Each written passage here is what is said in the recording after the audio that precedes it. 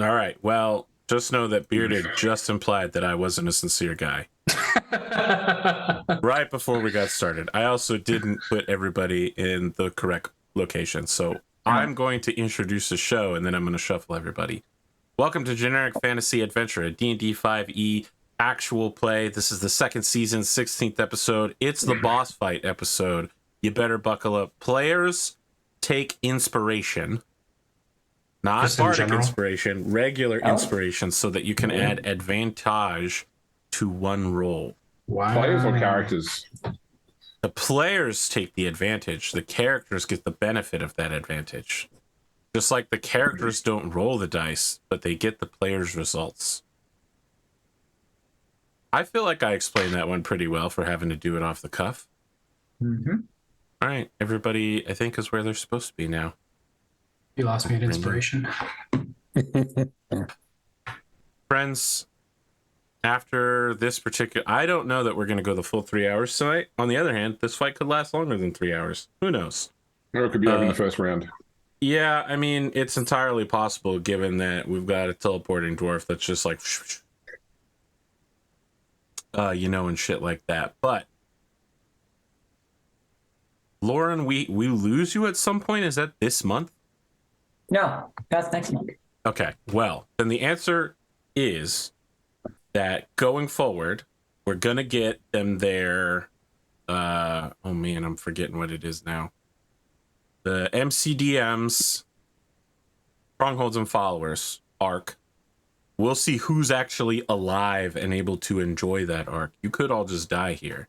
I don't want to bring down that isn't possible. Don't all stand in the 5 foot line. Yeah, exactly. Any questions, comments, or concerns before we get started on this one? I have some concerns, but not that sharing them will alleviate them. I mean, just raise your concerns here. I don't see my spear in my inventory for Foundry.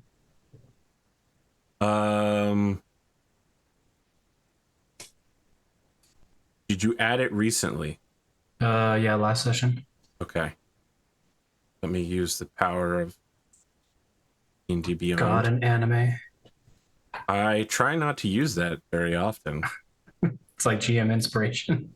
I do use it occasionally, though. Like there it is. When I became anime. We haven't been back to Orish Barn since we left on the caravan, have we? That's correct. Yeah. All right. Still waiting for my good weapon from there. I wonder if in Orish Bond they have alcohol again. Probably not. All right, players. You can place yourselves within this room, this wine cellar, however you'd like. The audience is getting a rare look at the battle map. Wow. So don't click onto the Twitch window. Got it. Correct. And then for the folks at home, the battle map actually looks like this. And there you go. We're done now. Okay. Let's roll initiative. You add us to an encounter first? I'm working on it. Calm down. Okay. Gotta add Ortholax. And all It's a tiny ass room.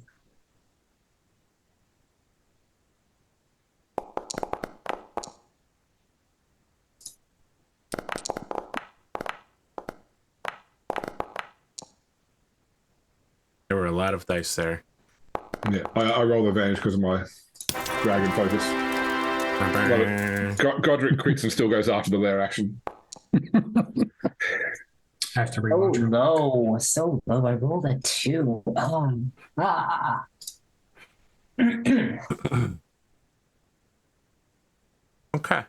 Okay.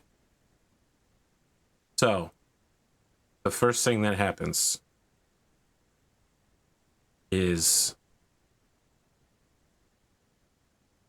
how do I want to do this? It wants me to roll initiative for Sparky, but Sparky acts immediately after me on my initiative, so I'm just going to roll it. Can you modify it to 16 afterwards? I can just remove him from the order. Okay, might be easy. Yeah, just there. Yes, I'm just figuring out what layer action I want. Technically, however, Tanira goes first. So go ahead. So I think the last thing he said was thank you for doing that because now I can do this. Do I know where he is? He sounds like he's coming from the door that's located right here, directly in front of you. Kick the door open. Door? Go ahead. Move forward. I think it's about 15 feet worth of movement. What's your passive perception before you move any further? Definitely not 24. It is a 12. Okay. You see the following things when you arrive at the door.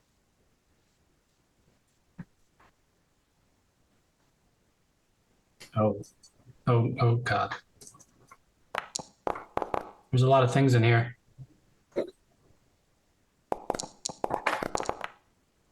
Fuck. Wow. Props to Dungeon Alchemist for this great map and Arthur's hard work to bring it to life.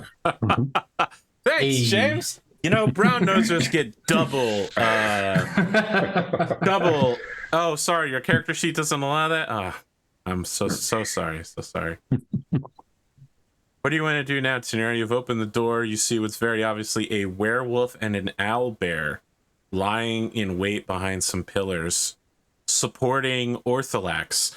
Ortholax is not a critical role style black dragon. He's not like a horrific frog monster with a big gullet mouth that's filled with acid.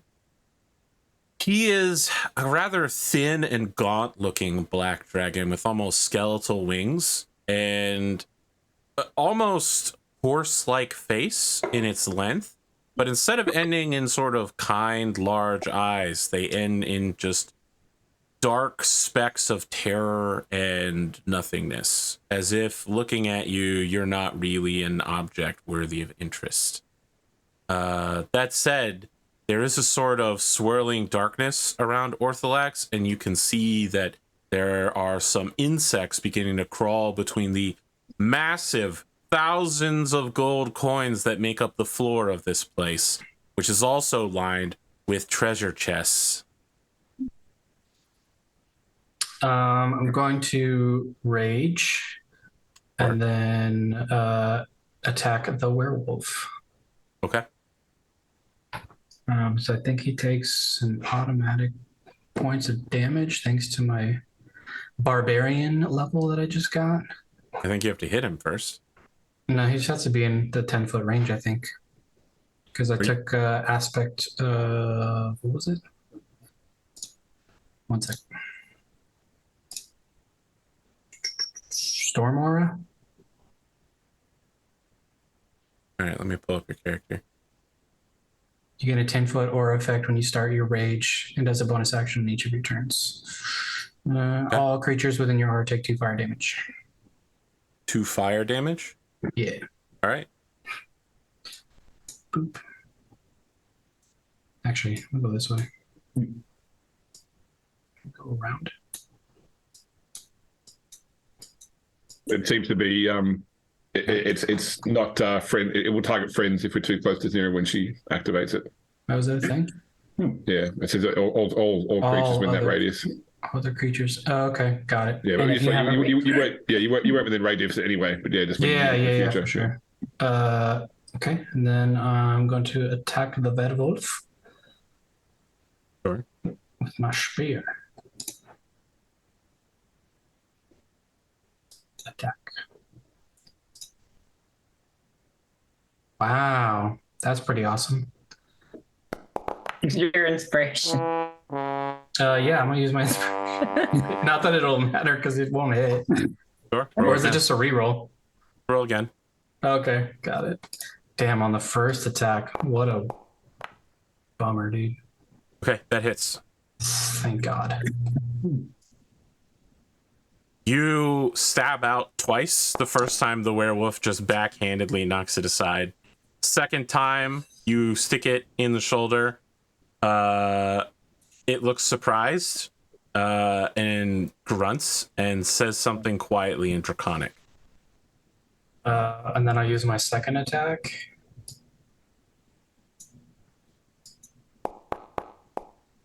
Come on, dude. No. All right, that's gonna be it for me. Actually, I'm gonna bonus action patient defense. I'm gonna take that dodge action. Further my bonus.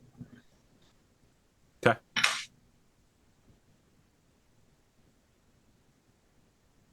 My first time using the spear. Okay. At least it's magical, so I can actually hurt werewolves. I know, right? Who else has got a magical weapon? Indeed. Oh, there's a guy behind me that I didn't even see. That's cool. Oh, You didn't see him when Did you you walked say- through the door. You do see him now. Yeah, but your Hugh counts as magical, doesn't it, for the purposes of getting thrust magical defense? Yes. Yes, it it's is a plus magical one axe. X. Yep. Yeah. Godric, Quineria, Yes. Hithrix, Sparky. All of you are plunged into a magical darkness. You cannot see. Darkness. Even with dark vision, you cannot see. uh-huh. Mm-hmm. Do you want to put a radius on the table so we can see where the radius is? The whole wine cellar. Okay. Every part of the room that you're currently in is covered in magical darkness. Okay. Great.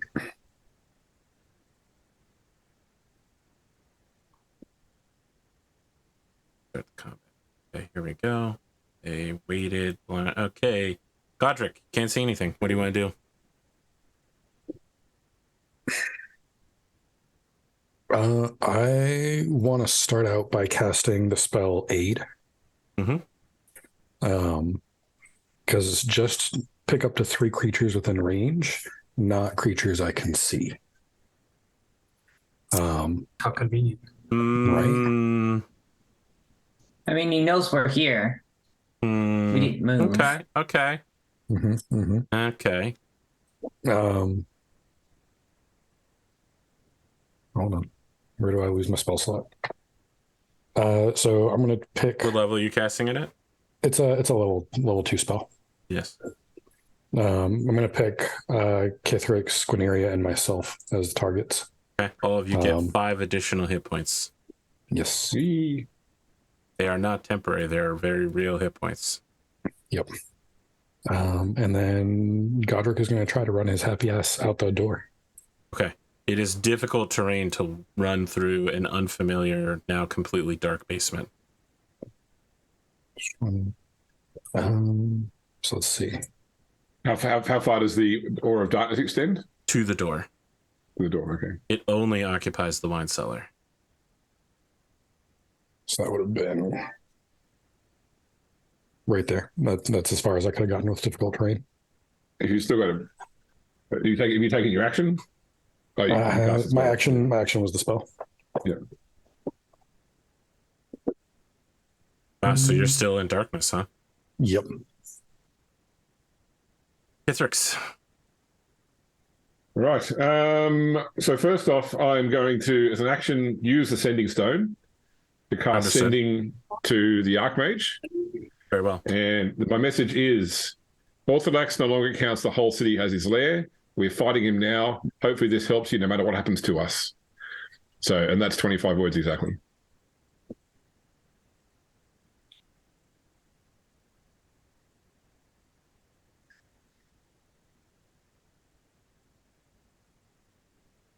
Her reply is, I'm on the move to recover my son. Good luck. Okay. I wasn't exactly expecting a correct reply, but that's okay. All right. So then I will move. I'm just checking if I've got something that lets me treat difficult terrain as normal terrain because of being a nature cleric and a ranger and everything. I think you traded away those kind of features for alternative ranger abilities. That's why I thought it might be under the also nature domain. But no, that's right. So I will also then move. So I am limited to 1, 2, 3. Sparky can go 1, 2, 3, 4, 5. Mark is in for a world of pain. Yeah. Okay. And I suppose actually, so using actually move, Sparky has actually got an extra move as well. Sure. So Sparky will move towards the werewolf. Okay. Oh, towards werewolf. Yeah, I was looking at the Minotaur. Right. Who speaks Draconic here? I do. I He do. does. Okay. You hear Ortholax say, "The time has come. Complete your contracts. I will distract the annoying one. They do not fight together. Separate them and kill them one by one. I will feast on dwarf thighs tonight." Hey. Who's the annoying one? Could be any of us. I didn't know he said that because I don't. We all Spider-Man meme at each other, all pointing at each other.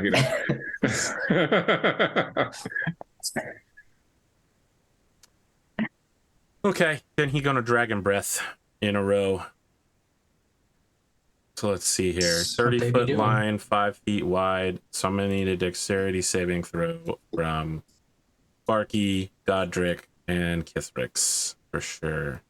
I am going to use my dragon touch stir device or focus to give Godric advantage on this saving throw. Don't waste it on me. It's like I can use it every round as a reaction. I have a ring of evasion. So okay. So what do you got? if I fail this, I can just ring of evasion, Okay. which So I probably will fail it. But Okay. Sparky chooses to fail. Okay. hey, I got an 18.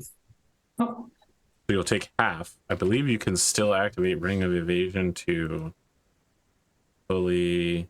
Oh no, you have to succeed. Nope. Okay, so you're just taking half of sorry, this. so the 18. That 18 was me. I had Sparky's, but that's Kithrix's save. Actually, I should be higher than Kithrix. Jesus Christ. That's a you lot of will dice. take 24 if you saved on a 14. So. I have a I'm resistant to acid damage too, so I take 12. Entire screen was dice. And Sparky's immune to acid damage. Ortholax hunches down in his piles of gold. The Minotaur charges Tanira. What's your armor class? 15. But I also took the dodge action. So Did you do that using a key point? yeah, Okay. patient defense. Interesting. Well, he cancels that by using reckless, so he's just rolling regularly. I'll consider it But it means if you attack him, you get advantage though. Correct. Got it. He is attacking using his horns. Bardic Varian. That was a class in Pathfinder, Scald. If you were a bard barbarian, you could prestige into Scald. Nice. Yep, that's absolutely going to hit. Yeah. You're in for a world of pain, my friend, because he used his horns instead of his axe, he's also goring you. I need you to make a strength saving throw. Don't I have advantage on strength when I'm raging? That actually sounds correct. I think, yeah. That was an incredible roll. He hits you for 30 points of damage. In the process, the Minotaur almost lifts you up off the ground and slams you down, but you keep your stance wide and keep your body lowered. I took 30 points of damage. Yes, yeah. He hit you. He got you with the horns. You mess with the bull, you got the horns. You get from them, yeah. behind. That's what I hear. Yeah. It was an incredibly reckless attack, but it really worked out for him. Quiniria, you're hearing the sounds of a charging bull, shouting, sweating. You can't see Kithrix and Godric covered in acid, but you definitely are hearing a sizzling noise coming from them. The Minotaur Zero. also takes 2 Zero points of only fire takes- damage. It's only when you start your aura. Oh, is it? Oh, Yes. Or when says- you use a bonus action to trigger it. Yes. Oh, okay. Got it. And you take half that damage too, because you got resistant to piercing, bludgeoning, and slashing damage when you're raged. Oh, half of it, so 15. That's true. Got it. Thank you. 15. Shoot. It's still a pretty big hit for you. Yeah, it is. Not the kind of damage you want to take regularly. Negative. I figured That's a everybody lot. would come in with me, but here we are. Well, darkness, and we can't really. I don't want to waste Layer the actions spell. lose initiative and act on 20, so you went directly before it happened. That's how fast I am. Perfect. Gotta go fast. Yeah, you're that guy that the anime characters are like, he's so fast. I can't follow him with my Yeah, eyes. you just see it blur. So Someone told me that there are three women in this party, and yet Tanira is still the one that would end up being the trash waifu. That people I'm only okay with like it. her because she's grungy and contrary. She would somehow go up the rankings. Total I'm so trash sorry, panda. Lauren. What were you doing? Well, it's difficult terrain, so I stumble forward as best I can to Yep. where Yes. I Still can't see anything. and I go, Godric. You touch What? Godric next to you. You feel a little electric sizzling as you hear his armor dissolving under your hand. And I use my healing word. Godric Give heals him for 7 7. hit points back. Very well. Nice. Thank you. You're welcome. And that's all I can do for this turn. The door is blocked. I can't get through. I can't move. So you're in pitch darkness, and then just this breath weapon just comes through the fucking door. Oh my good friend. This is a problem. Indeed. This is a problem. I was gonna say, is the owlbear gonna take the dash action and block the door so we can't get out? No, I think you could get there without that, but the problem is that he's rolling at disadvantage because you're in the darkness, and also your AC is like 1 billion. Wouldn't it be cancelled out by the advantage that he conveys by being blinded? It's a great point, but let's stick with the way I'm doing it. A 20, I think, is still gonna miss. Yeah, it still doesn't hit me. Yeah. Jesus. 1 billion. I mean, my AC is only a 23. It's werewolf time. Okay. It's like 8 more HP or AC than me.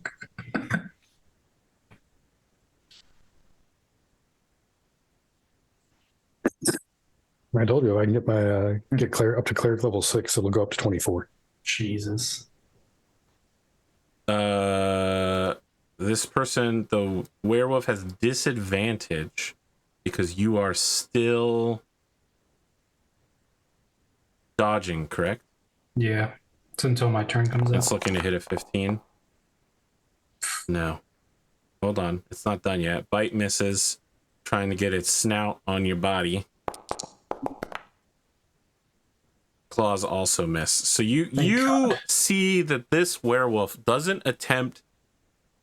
It doesn't look like they're trying to do anything but slow you down, and also seems very interested in ensuring that it gets some saliva on you.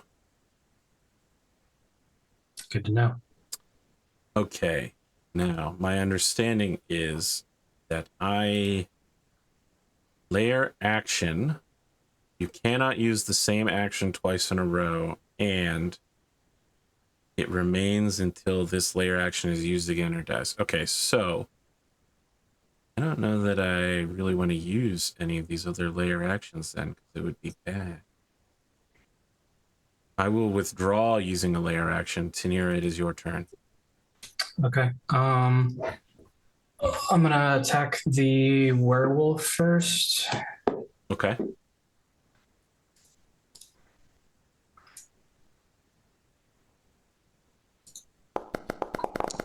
Are you attacking recklessly with advantage? No, Okay, just regularly understood. with my spear. Okay, and then damage. Lucky will use infused strikes to add plus 1d6 acid damage to this attack. Sure. Go ahead and roll that. Okay, so +1 is 9, and then my crusher ability is gonna push him 5 feet away. But plus 1d6. Yeah, you roll. Oh, just roll plus another 1d6. D6. Got Yeah. it. Sorry, my bad.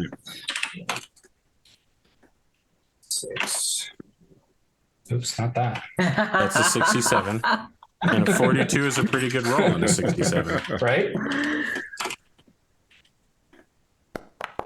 Don't you hate when you blow your good luck on a Nice. So He rams 13. into Ortholax and then just gets pushed back into place because there's nowhere for him to go. got it. You body him into Ortholax and it's like pushing somebody into the ropes. Damn, The I was dragon hoping to just get him away from me. literally swipes him with the head and he like gets him back on his feet and he's like, oh, thanks, boss. Okay, and then I'm gonna attack the Minotaur on the second one. Okay. Second attack. You get advantage on this. Okay, I'll roll again then.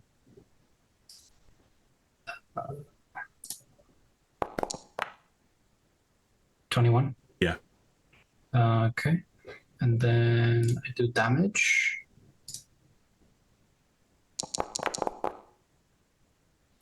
And I push him 5 feet back.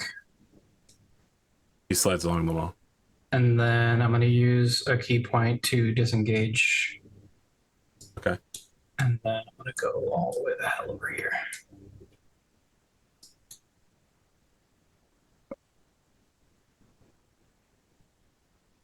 Well, you can run, but you can't hide. I'm going to wait for Wait. everybody else to get in here. Your character says you haven't taken any hit point damage so far. Is that right? I thought I I've been hit you. keeping track of it on D&D Beyond. I don't know how to do it in Foundry, so. Oh, I if just- you right click on your character token, Uh-huh. your hit point total will pop up.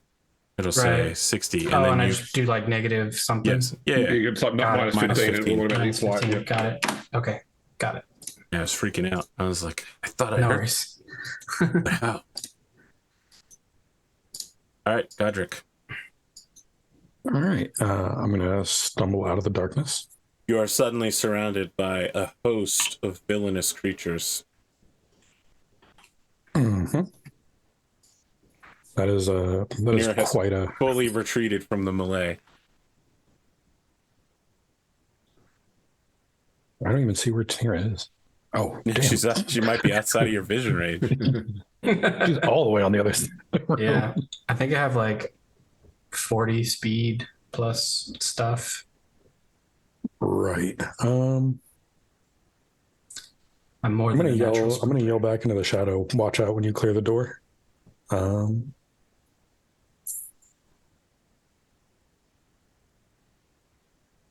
Well, we might as well just get this shindig started. Gonna manifest a ghost next to the dragon. Sure. You gonna swap places with it? Yes, I am. Okay. Just move your token there, I guess. And then we will do our first unleash incarnation, so that both me and the shadow can attack at the same time. Sure.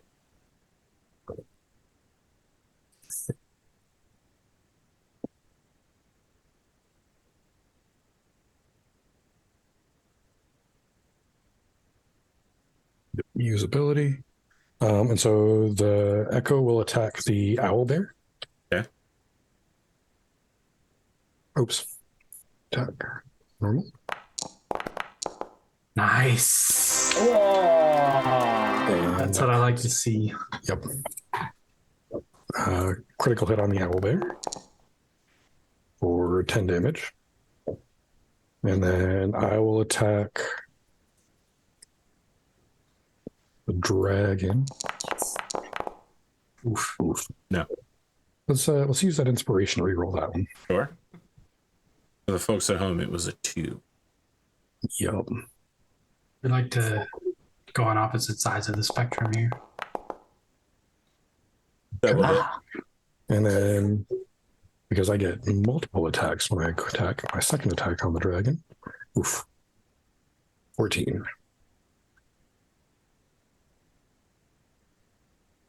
I'm assuming the 14 doesn't hit. That's correct. So 8 damage for the first hit. What else you got? Let's see. That was bonus action. How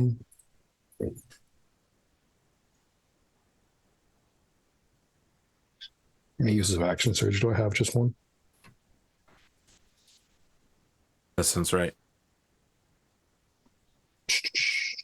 No, we'll save action surge for now. Perfect. Ithrix. All right. I will move 10, 15, 20, You 25, are 30. rolling there. through the bear? I am halfing nimbleness, so I can move through any creature that's a size larger than me as though it wasn't there. Very well. No, yeah. And then I will stab at it with my 2 short swords.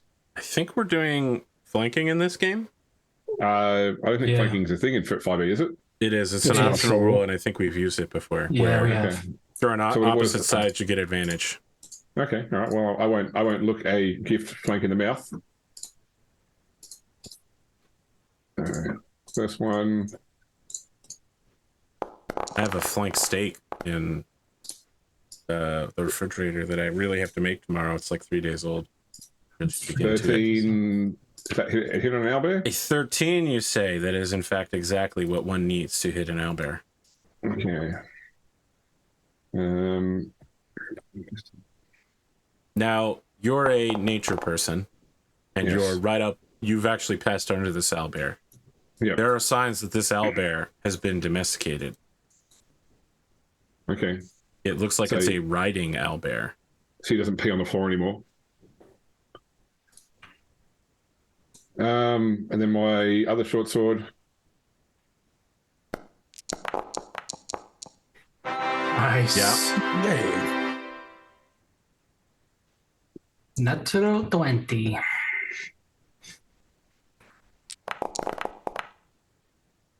Okay. I did the same. I did the slightly more damage with the critical hit. Okay. Owlbear. Then You draw a line of blood across the owlbear. okay. Are you saying he's bloodied? In a very Would I force-fed way? use 4E terminology like that in the way that Yes. I've used it repeatedly throughout this campaign to indicate the status of half damage? Yes. Okay. Yes, I would. Sparky is going to try and bite the werewolf. That is so incredibly ill-advised, but okay. Okay. A 12 will hit. Trouble hit. Okay.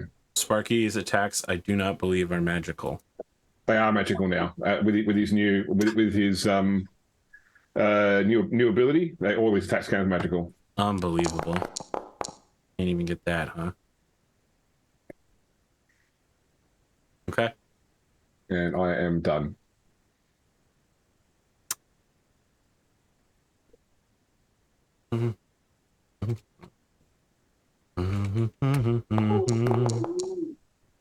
Ortholax is going to spray right down the line. The Ghost Godric is gone. I mean, you just can't possibly save versus the kind of damage he's about to. So regular Godric, Sparky, and Gwyneria will all need to make saves, as will the owlbear. I'll give Godric advantage on the save. All right. Thank you. Very well. Which relative is getting blasted in the face right now? Good question. We didn't ask that question. What kind of saving throws it again? Dexterity? Dexterity. I got a 17. I think we were still using Bomber. I don't think he had been taken out just yet. He's this gone is, now. Yeah, this is Bomber now. he's been with us a good half the season. Yeah. Oh, it's important that he dies in this fight. Then I think. It's not working. There it is. Owlbear. Why did the werewolf roll 11d8? Oh, Oh, the owlbear saves. Cool. So I'm going to only use takes- my advantage and re-roll that. I don't want to Sure. die right away. The owlbear dies, even with the save. It's literally just a skeleton of an owlbear with its body slowing off of it. It's a Mononoke style. And a Does he black have like a sludge. final look on his face, like "Why, Master"? No, because all he has is a wave of That's acid. better. He's facing the wrong direction too. His face is towards Gwyneria, so it overtakes him from behind. Yeah. Okay, so you're still gonna take 21 points of damage, Gwyneria. Okay. How did Sparky do? It's immune to acid. Of course. And He chooses to Godric, fail. you took half, and then I assume that you've removed that. You still have... Oh, there we go. I was going to say, you have a lot of hit points. Okay. Let's see here. Could you do me a favor, Arthur? Yes. Is it possible that you could right-click on each of our tokens and turn health bars on for all, just so we can see our own group's health and know when people need to be healed? I will not, for one simple reason. The answer is that there is a spell that does that. There is Really? a Okay. high-level spell that allows you to know the exact amount of hit points of your allies. And I would never want to take away from your ability to gain that spell and get the common decency that you ask of me. I am charging Kithrix with the Minotaur. Sparky gets an attack opportunity as he goes past. Sure. You get it at advantage because he's reckless. Yeah.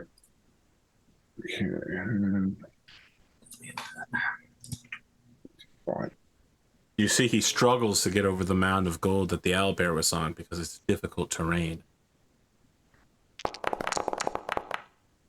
Sure. Natural 20.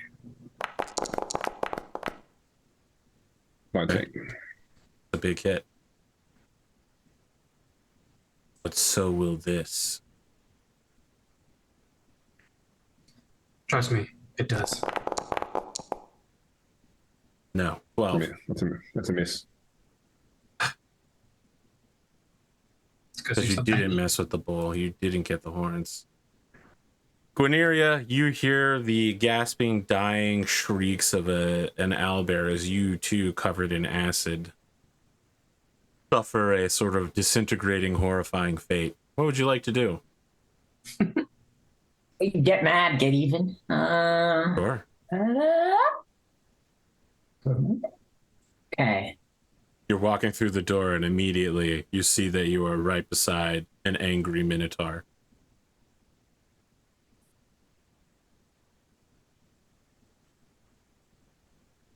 Ah. This room is a picture of hell. There's acid and blood everywhere. It's Well, at least only I been can see 10 my flaming seconds. sword. That's how we roll. I'm gonna maneuver around this minotaur Sure. so that One problem is the pillar is in your way. You can move through enemy squares, difficult terrain. Oh, okay. Oh, now that I'm hovering over, I get it. Okay, I can't do that. I can't move away from him. I can't do it. Can't really do much of anything. Oh. I mean, you've moved 5 feet, so I don't think you go diagonally around the door, but you could, because it would be 10 feet to move to there. Yeah. And another 5 feet to move to there. So the best I can do without it getting an attack of opportunity is to move up one more, but I'm not going to do that. I'm going to attack it with my flaming sword, my firebrand here. I have to go back to character creation, where Lauren insisted that she was not going to use any sword attacks this whole campaign. Listen, it's magical, okay? Did you say no flaming sword attacks? I believe flaming is a subset of sword attacks, James. I mean, are you a sword expert, or is that Lauren's gig? I am a word expert as a dungeon master, and I understand sets and subsets, James. Okay, fine. I won't do that. I'm No, gonna please attack do it. Orthodox. Please do it. Nope, nope. I changed my mind. I'm going to attack Orthodox. Fine. You're gonna attack Orthodox. That's the better move for you. Is attack Orthodox. Okay, go. Please. It'll be with disadvantage with a range attack because you're threatened by an opponent. So if it's an attack roll, it'll be disadvantage. Just run up to a minute. I'm attacking with the sword. I know I said I wasn't. Do it. Just do it. Don't listen. Don't let me haze you. Okay. How would you do it? Hazing is bad. Yeah. This is what Arthur does. He makes you compromise your own virtues. Yes, I do that. Actually, I'm well known for doing that. 1521 will hit. 21 will hit. Okay, so initial damage I'm so well known for it that Rad Plus calls it 2, Arthering 6. people. These numbers are too high. Okay, 16. Oh, it rolled. Sorry, let me redo it. What's wrong? It's actually added the fire damage for once on its own without Okay, me well, having I'm just going to take the 7 off, and Oh. you still rolled the exact same. Ah, okay. No, I'm taking the first one. I'm taking the first one. You take the first one, that's fine. With the additional 7 off, I'm taking the fire damage it rolled the first time. We call that dice on the table here. So you actually dealt 6 damage to him, but it was still really scary for me because it looked like it was much higher. And my bonus action is I'm going to use another healing word. Okay. Is it still on the list? I'll just re-click it.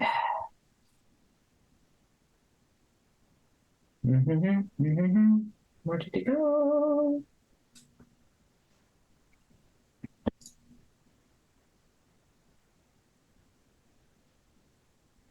And I'm going to healing word on Tanira. The word soothe. It's rushing out of my mouth. So soothing. Cast a spell. Cast a spell. My laptop seems a little slow. I think it's going to die soon.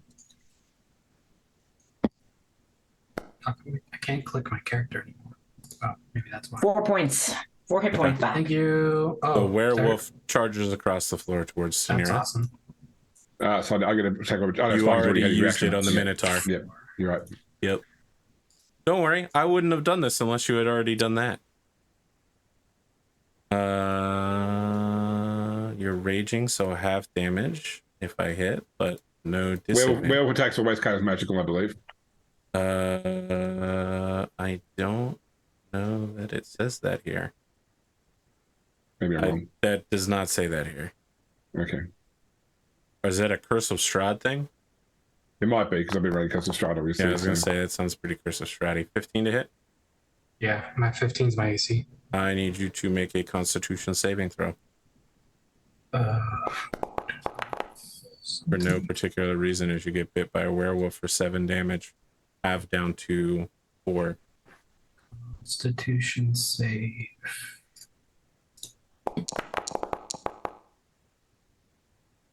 14. Mm-hmm. You're lucky for now. It's claws time.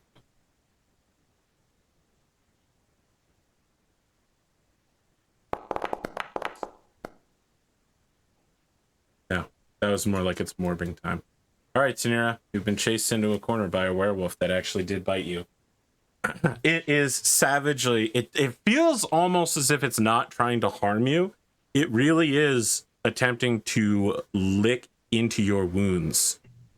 And that seems like a pretty bad sign. I don't know that you know a lot about werewolves, but I think you know that the curse of lycanthropy is not great. Nope. On the other hand, while it will make you evil, you actually are already evil, so it may not change your behavior that much, honestly. I'm going to use all 3 charges on one of the rings of the ram that I have. Okay. I don't know why, as you described him looking into the wounds, I imagined the tomato scene from Lord of the Rings. Denethor? Yeah, sure.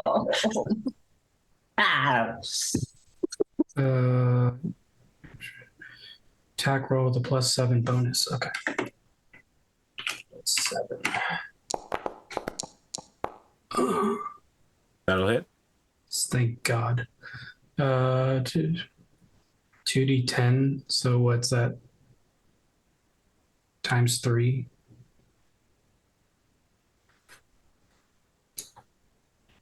$60-10.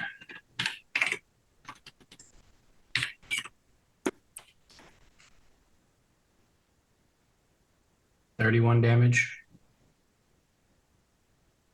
And it pushes him some distance away, I believe. Yeah, it pushes him 5 feet away. On a hit for each charge you expend is 5 away. So he literally flies 15 feet back and dies 15. instantly. Yeah. Sick. It's 5 for each charge. Got it. So he gets back here and he goes, "Ah!" and shifts back into the form of a man so that you know that you have killed a regular humanoid in a sort of extraordinary gentleman League of Extraordinary Gentlemen kind of way. What else you got? I thought you were about to apply that it was our crime heist friend. That's right. Yes, it was Lansky all along. I'm gonna move up to Ortholax and then use the other. No, actually. Yeah, I'm gonna move up to him and then use my bonus action. Let's stop here. Hold on. We're gonna come back to this bonus action. I want to tell the chat a little story. I had written down, you may recall that Akanja said that she would definitely come help fight the dragon. And then she left basically without saying anything, although you did once more assault her randomly. Not randomly.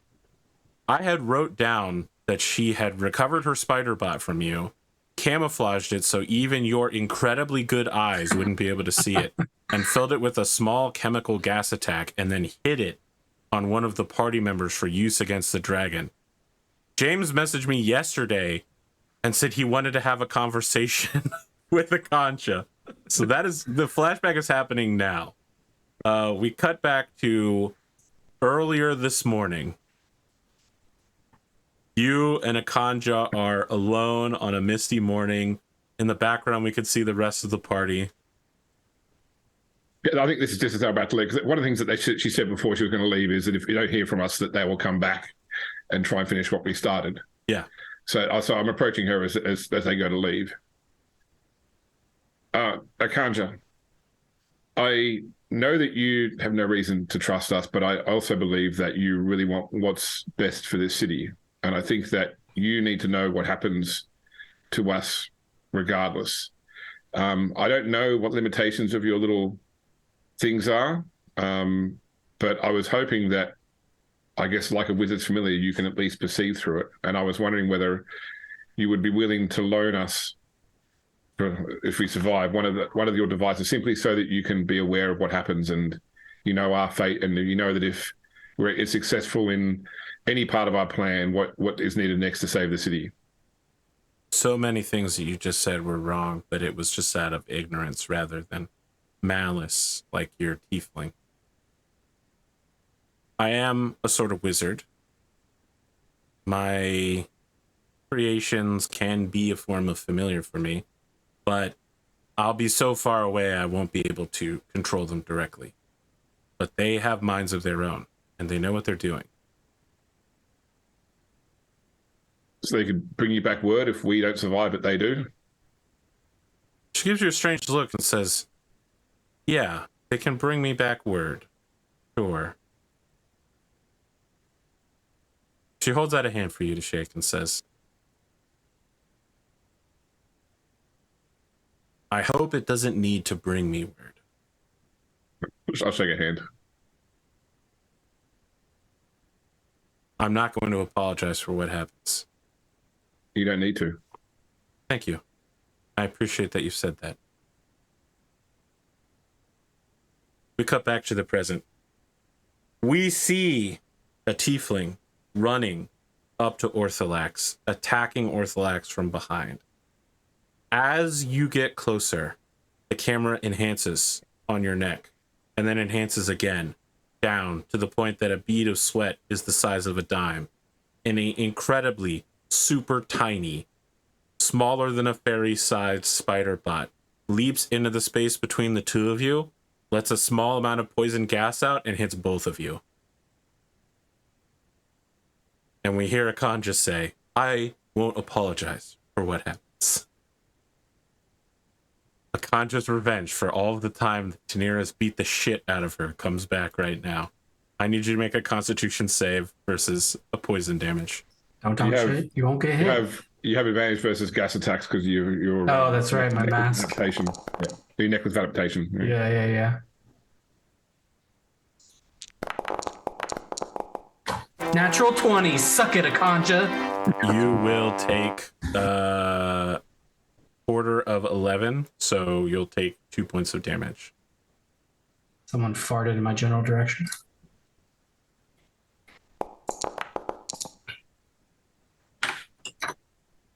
Ortholax takes 5. It was an awful damage roll. It was really bad for all the buildup of a conscious revenge. But now, sitting on his tail, being whipped around at incredibly high speed relative to what it's doing, is a little tiny spider bot, which has been camouflaged to beat even a 24 passive, which means that even Ortholex cannot see it. There's just this gust of poisonous wind that hits both of you, and you both go, what? All right, now you can use your bonus action to do what you're going to do. Flurry of blows. You can't do that. Why not? Flurry of blows requires you to have taken the attack action. Didn't I do that with the ring? The ring is not an attack action. It's a use item action. Got it. You can still trigger your aura for a bonus action. I guess so. What? Still trigger your aura. Oh You yeah, would let's have to do that. stop raging and then restart, but yes. No, because it once when it's active, he can trigger it again every time for a bonus action. Mm-hmm. I see. So it's not Very well. it's not reactivating. It's like a surge. Very well. Ortholex will take 2 points of damage, 2 points of fire damage. You got him. Got him, dude. Let's go home. Godric. All right. We're going to go ahead and waste our second, my last level 2 spell slot. It's not a waste if it works. That's what I'm saying. Fair point. We're going to cast Spiritual Weapon. Sure. Because that doesn't have hit points and can't be held by a cone of acid. It's like saying you wasted your spice pouches to make us food. What is your spiritual weapon? A mining Ladle. pick. Oh, I thought it was going to be a ladle. Ladle's a good idea. I see. Just one Okay, question here, real quick. Weren't you banned from ever using a pick again, oh dwarven warrior? I literally used a mining pick all season 1. Yeah, I know, but I'm Your banned people from using banned. a mining pick to mine, sure. not to kill dragons. They called it Let's a do it. mine. All right. So the turn I summon it, it gets to attack. Yes, Ooh, that was so close. that will hit. And normal hit. Sure. So 6 damage. And then I will go ahead and make my own attack action. If you're going to use spiritual weapon, but remind me later because I built a spiritual weapon token for Foundry. I can then send to Arthur, so that way you can recall where it is in the battlefield, and it's animated too. That's cool. Nice. So that's the first attack and the second attack. I'm assuming Double 25s 18s. I'm assuming 25s will hit. You see me trying to pam Oof. So it's okay. I rolled a 1 for damage. And a 3. So 12. Yep. What else you got?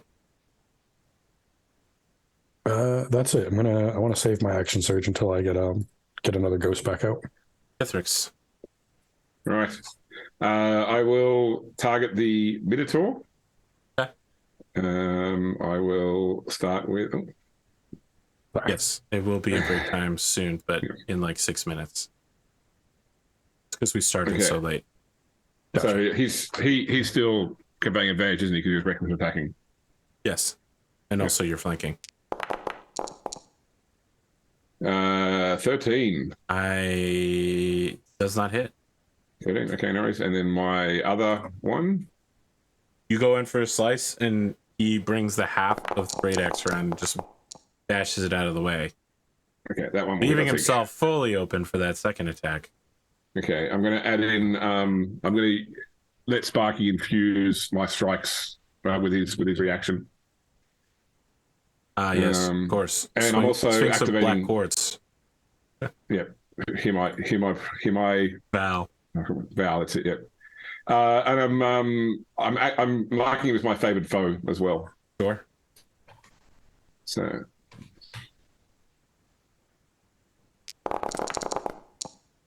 You draw a line of blood. He's looking pretty bad. You can also see in his eyes that he's looking around and his allies are dead. yeah, and then Sparky will move in and also attack him. Get him, Sparky. Oh, no, No. you will not. Very, very oof.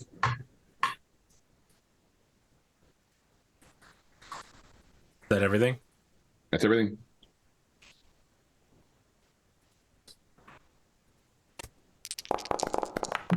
Oh, I meant to roll 1d6. What's the I was first like, one? what is he doing? It's a 2, so it's a miss. Okay. I didn't get what I wanted. Okay. Yeah, no more breath brutally weapon. attack us with physical weapons first. two claws and a bite or something. Yeah, we're starting on Tanira with biting claws.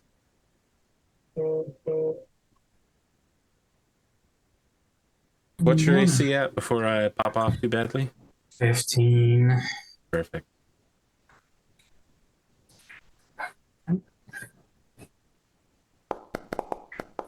Ouch. This is 24 here. 28 Oh, big damage. damage too. Oh. Huge damage, actually. Halved because it's piercing. Oh, thank you. So 14. 14. The acid part of that damage will be full. Not because... Will it? Because of my... There's acid on the end of it for 4 points. So so You'll you take take 14, 2 more 14, points. plus 2. Yeah. 14. Minus But 2. then there's the plus 4, which is half. So the total is Right. 16 damage. Okay. Because it's 2d10 plus 4. So yeah, okay. And 16. I rolled 2 10s, so I got the maximum possible damage on that. Of course. That's all halved. So that's 24 halved to 12, and then you take the 4 acid in its entirety. Okay. Law number 1. That will also hit. Fuck me. Probably going to go down right now. You get half of that, so 10. Oh, sorry. Half of that for 5. Why am I taking half? Because I'm raging? Because you're raging. Yes, it's, God. Second claw. He's gone.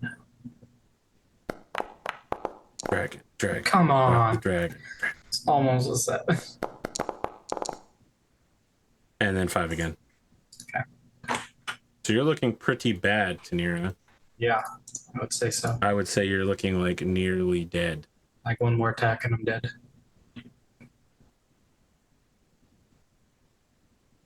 This Minotaur, you can see that he has accepted that he is dead. You've completely surrounded him. He actually cannot get out of here, even if he wanted to, because you all surround him. And the pillar blocks his only viable exit. So he's just going to go down swinging recklessly on Guineria. Of course.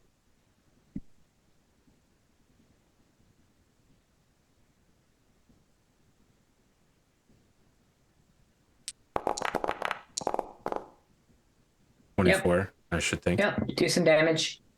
Do you also have something that'll have or completely negate, evade, just teleport out of the air at 22? No.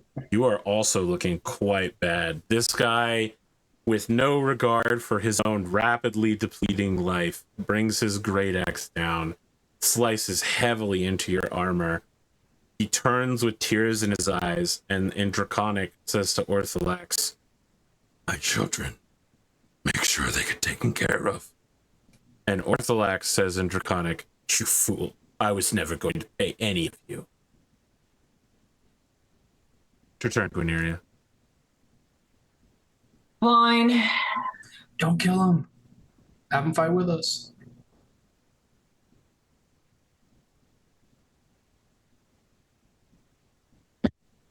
Okay. so you could step away. Totally different because I want to get. I need to get at Ortholex. I am casting Dissonant Whispers. I am powering it up to a level 4. Okay.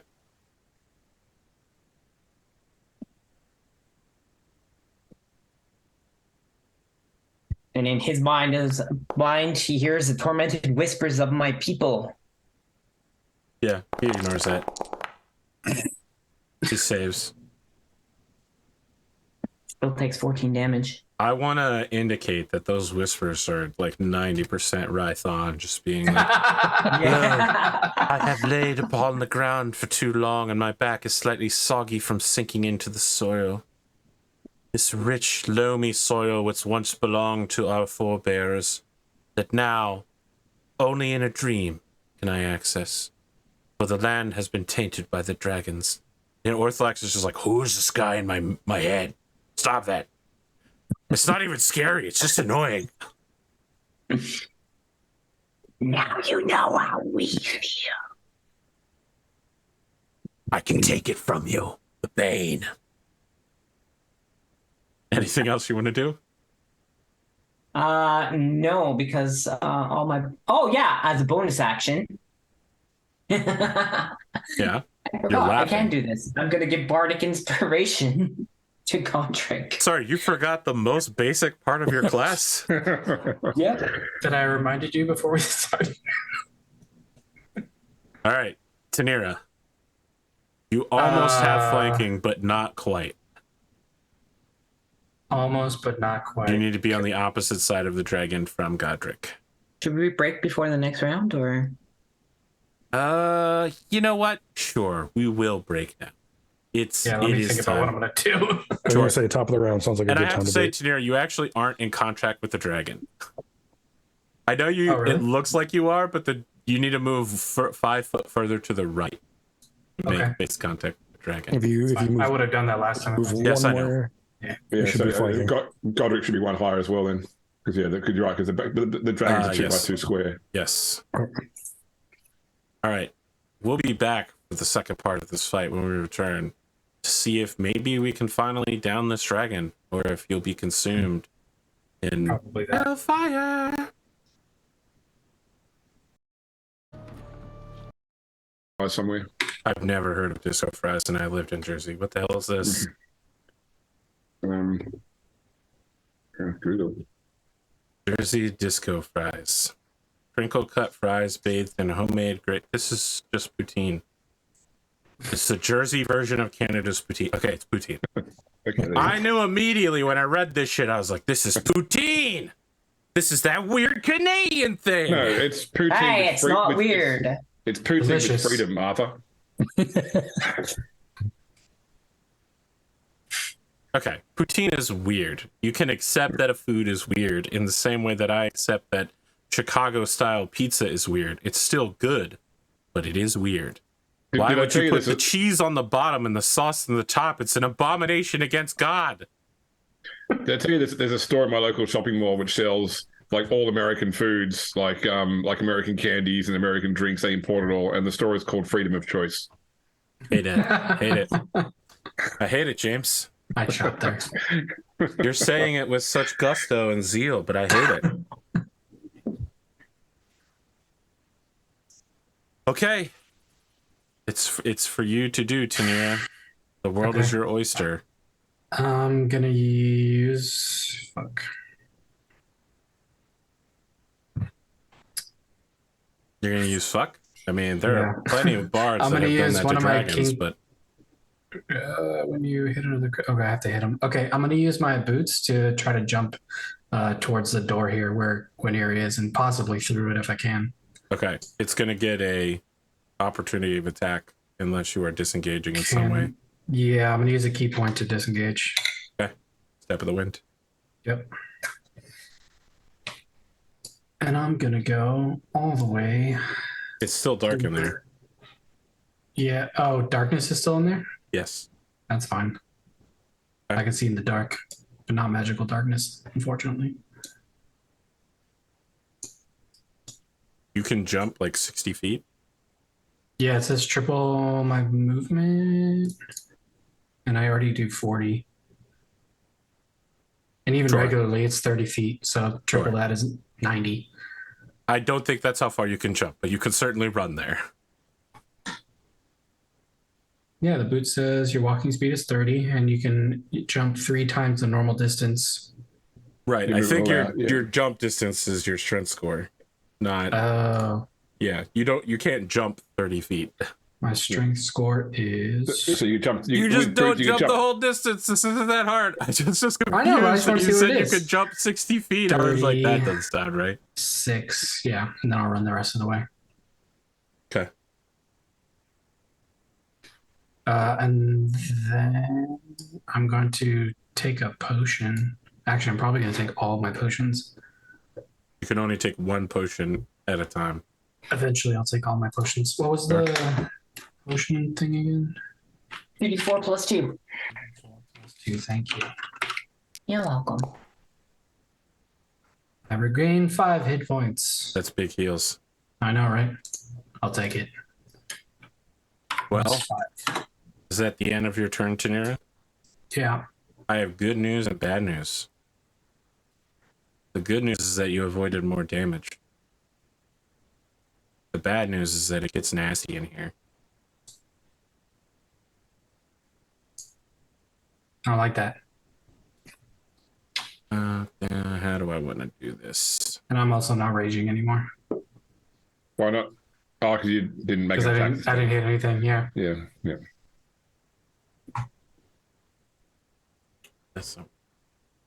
I'm gonna make a copy of Sparky real quick. Give it an aura. I remember how to do that. You can just create. If you want to just create it, you can create an aura using the Oh, you're right. You're right. measurement I forgot controls. That was Yeah. a. Just click and drag it out, and then you can edit it to change it the total. I can't see any of y'all anymore.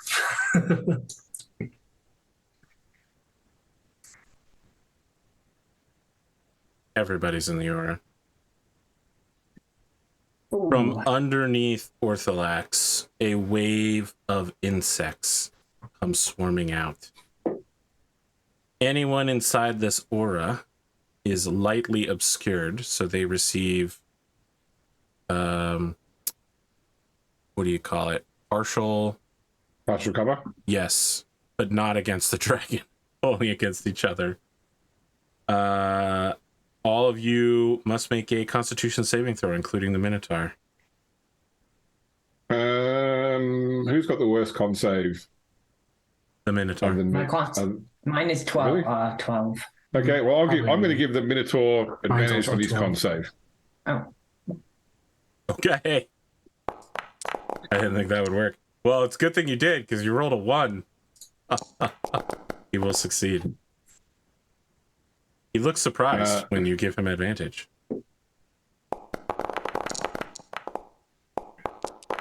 Sparky. Can use this gold to make sure his family's taken care of. If he survives. Okay. Anyone who got a 15 or higher takes 4. Anyone who got lower takes 8. Okay. Ooh.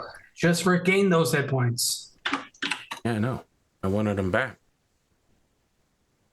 If you end your turn inside of this, you will have to make the same save again. Got it.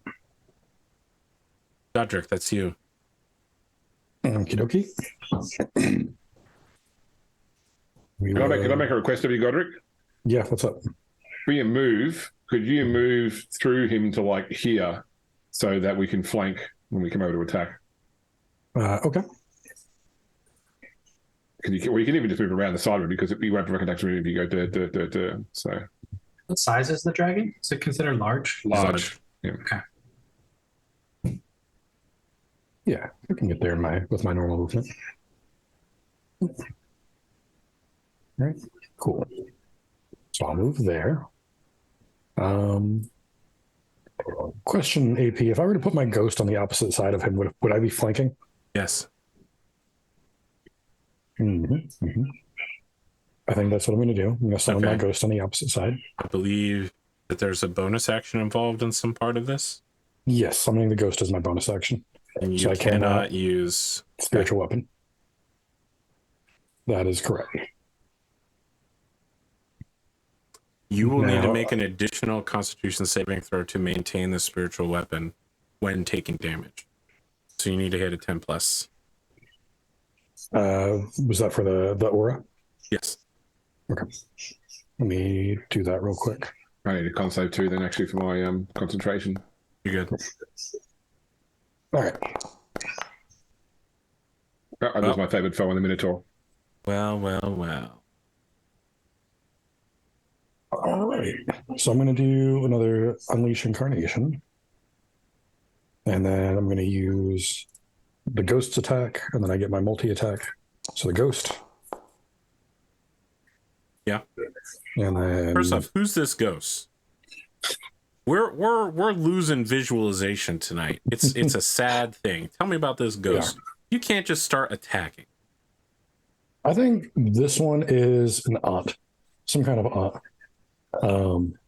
She's got like a big poofy dress, and I think she has like a soup ladle. I think like a soup ladle in one hand and a I don't know what would be in the other hand. I don't want to say like a cooking pot. I actually want to say the top of the pot as a shield. Cooking ladle and a potlet as a shield. Yeah. Yeah. Mm-hmm. Some distant aunt relation. Okay. Go ahead and roll damage for your 22. Okay. And then I get 2 attacks.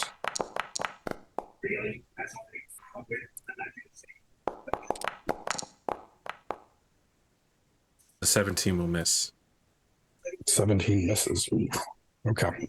You rolling with advantage because you're flanking? First off, I don't want to hear that from you. I didn't roll with advantage. Go ahead and roll one more for that then. No. Yes. That hits. Okay. At +1.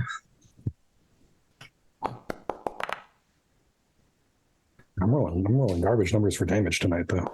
Okay. At least you're hitting. That's what counts. Yep. And I will use my action surge. All right. And we'll do that whole routine all over again. So, action surge does not reset your bonus action, I believe. It only resets your does not. You're correct. Action.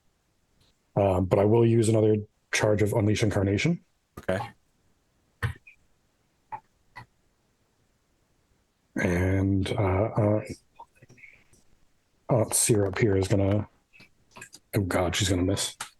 With advantage because she's flanking. Oh, that's right. I keep forgetting about the advantage. No. Nope, still misses. And then I get. I'm gonna remember to click advantage this time. No, nope, that's a miss. Bummer. Yes. That one will hit.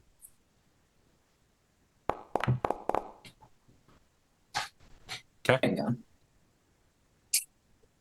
And I think that's my turn. Did manage to survive your flurry of bullshit. Chase Tenir off. Good. Things are not looking well for all of you. However, Kithrix, you're full of delicious hit points, as is your little dragon friend. What do you want to do? I'm going to say to the Minotaur that go and save your family or stay and fight. It's up to you. What language are you saying this in? In Draconic. Gotcha. Yeah. Make a persuasion check. Okay. I'm not great at that. I'm gonna use my inspiration on this. 18. You had to just go and use your inspiration on it. Who do you think you are? All right. The Minotaur looks towards you in Draconic and says, to find my way through your allies. Oh, They look really angry. There's a dragon and a short elven woman and a sort of angry tiefling creature that ran past me. They won't stop you. And I move away. Is he provoking attack of opportunity? He does not take attack of opportunity. Okay. So then I will use my action to burn a spell slot to transmute Sparky back into his lustrous gold form. Okay. And I will bonus action to healing word to Nira. Okay. You can see me from there? Not to Nira, sorry. I'm Guineria, sorry. The other one. Oh. The other Neria. So healing. I have 8 hit points back, Guineria. Thank you. That undoes. Oh, not 146. That'd And be then nice. Sparky will move to there and attempt to bite the dragon.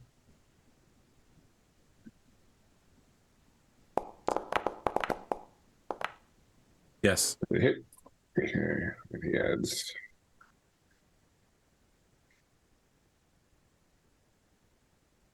Sorry, I just said he's stuck in acid aspect. 1 second. Fix that. And back to fire.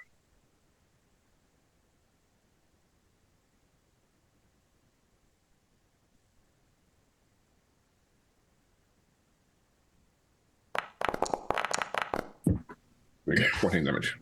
Okay. As the two of them finally clash face to face, they're having a dragon snark off where Ortholex is like, "So, honored elder, you finally joined the fray." And Sparky's like, "Stop mocking me. I'm a heroic dragon." And Ortholex says, "What do they call you now, Sparky? Something like you doesn't have a name. They're treating you like a pet. You're a disgrace to all dragons. That must be why the Supreme Creator forgot about you." And Sparky cries out in rage as he bites Ortholex in the neck, and then the two of them are biting each other, and it's really dragony. All right, Ortholex is going to roll to rock your world. World rock is successful. He's going to take out Aunt Gwyneria, Minotaur. Oof. Well, it's been nice playing with you, everybody. I will give advantage to Gwyneria. Minotaur is Even at dead. half undead, it's... Well, right now there might be a question of if you're actually fully dead. Mostly dead. Not just like you're making saving throws, but like you're actually dead. You are not actually dead. So it's 25, 26, 27, 28. And I think that your aunt, even on she's 28, gone. will just be eradicated. Yes. I'm at minus 14. Okay, so you're down but not fully dead. Okay. You are unconscious and need to make death saving throws starting on your turn, which is problem now. is that, Okay. you'll take a death fail, won't you, from the damage from the aura? Yes, you will. So you'll need to make the save right now. Yeah. Constitution save. The con save or just a d20 roll for a death save? We're starting with the damage. Okay. I suppose it's wrong. You actually would make your death saving throw first. Okay. So let's do that. You need a 10 plus. Okay, you have 1 success. You then gain 1 failure. And I do need the con save now.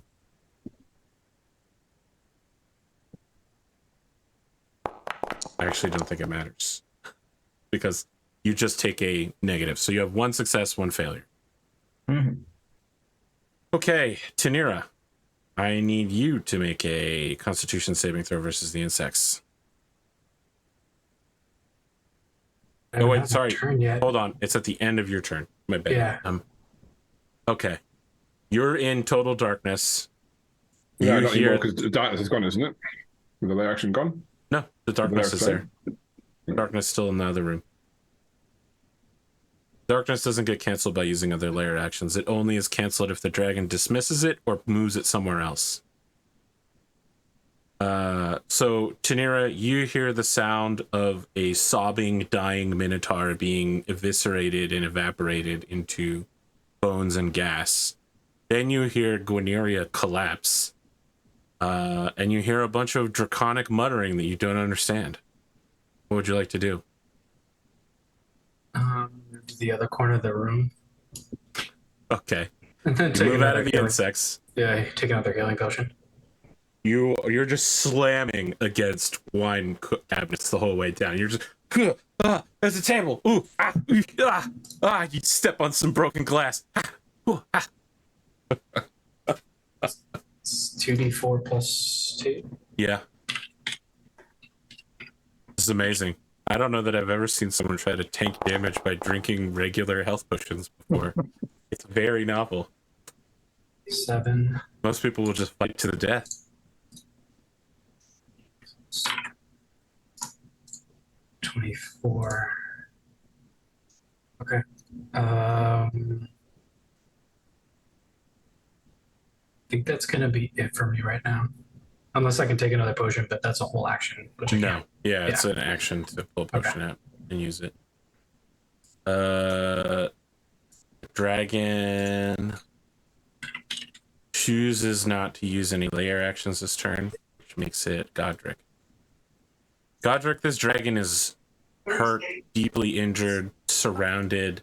The fight is pretty bad, but also you have no idea where Tanira is, and Quineria is dying. Yeah. The simple fact of the matter is, the calculus says that Quineria will be dead in the next 20 seconds if no one helps her. A bonus action. You have healing word, do you?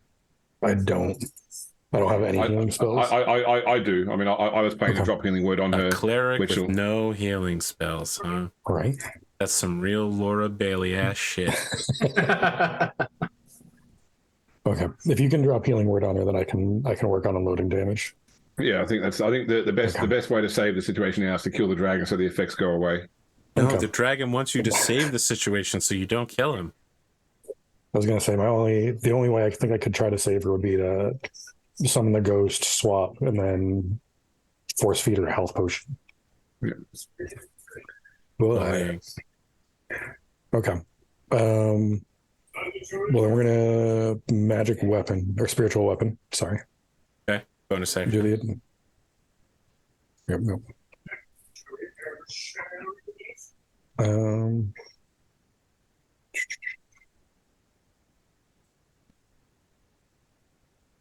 Should have done bingo for this. I would never have put down Tanira potion tanks in a dark corner. Do I get advantage because we're still flanking? Yes, we are still flanking. Okay. No. Nope. All right. And then normal multi-attack.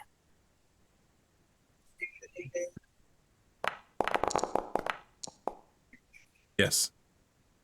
And second multi-attack. What? Yes.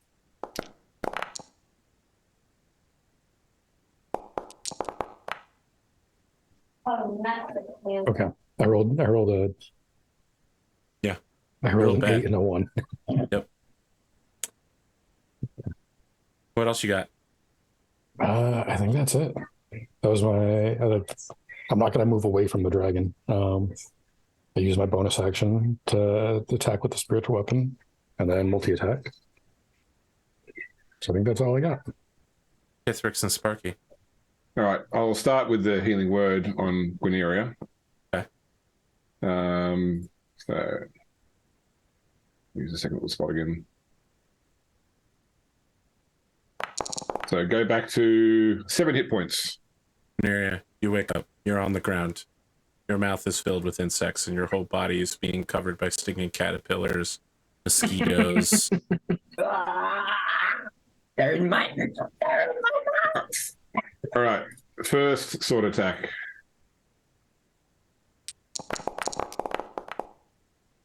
No. Will miss. You think a 13 can hit in this house? Second sword attack. That will You hit. think a 24 can hit in this house? So I will mark him as my favored foe. Mm-hmm. So, and Sparky will infuse my strike.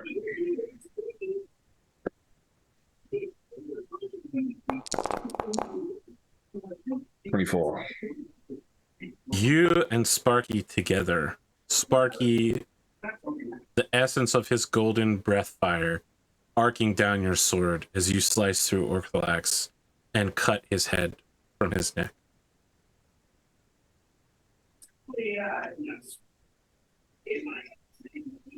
As his head looks up at you, he says, "Fools, you can't win. I've already arranged for your destruction." It's cold. I quickly ask, do you want your spirit released with your lover?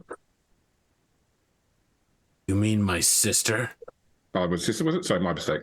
He I wouldn't have said. I would have dies. said He lover. dies. I would have He said lover corrects you. if I. Yeah. He corrects you, and then he dies. Yeah. All right.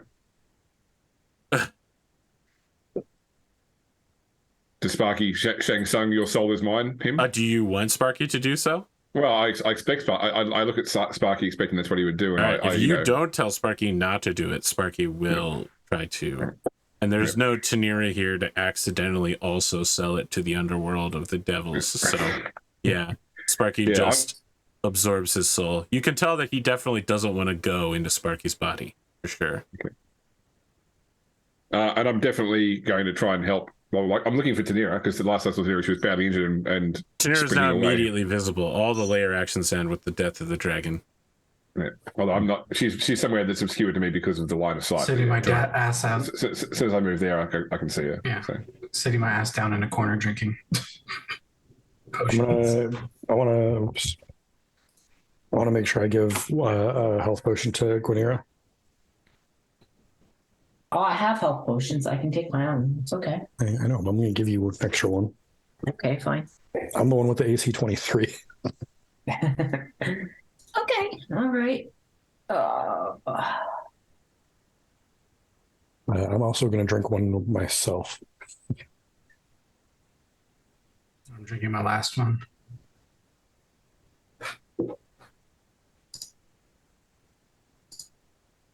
You're all covered in acid and sweat and blood. This one was unusually close. Perhaps the closest a fight has ever been.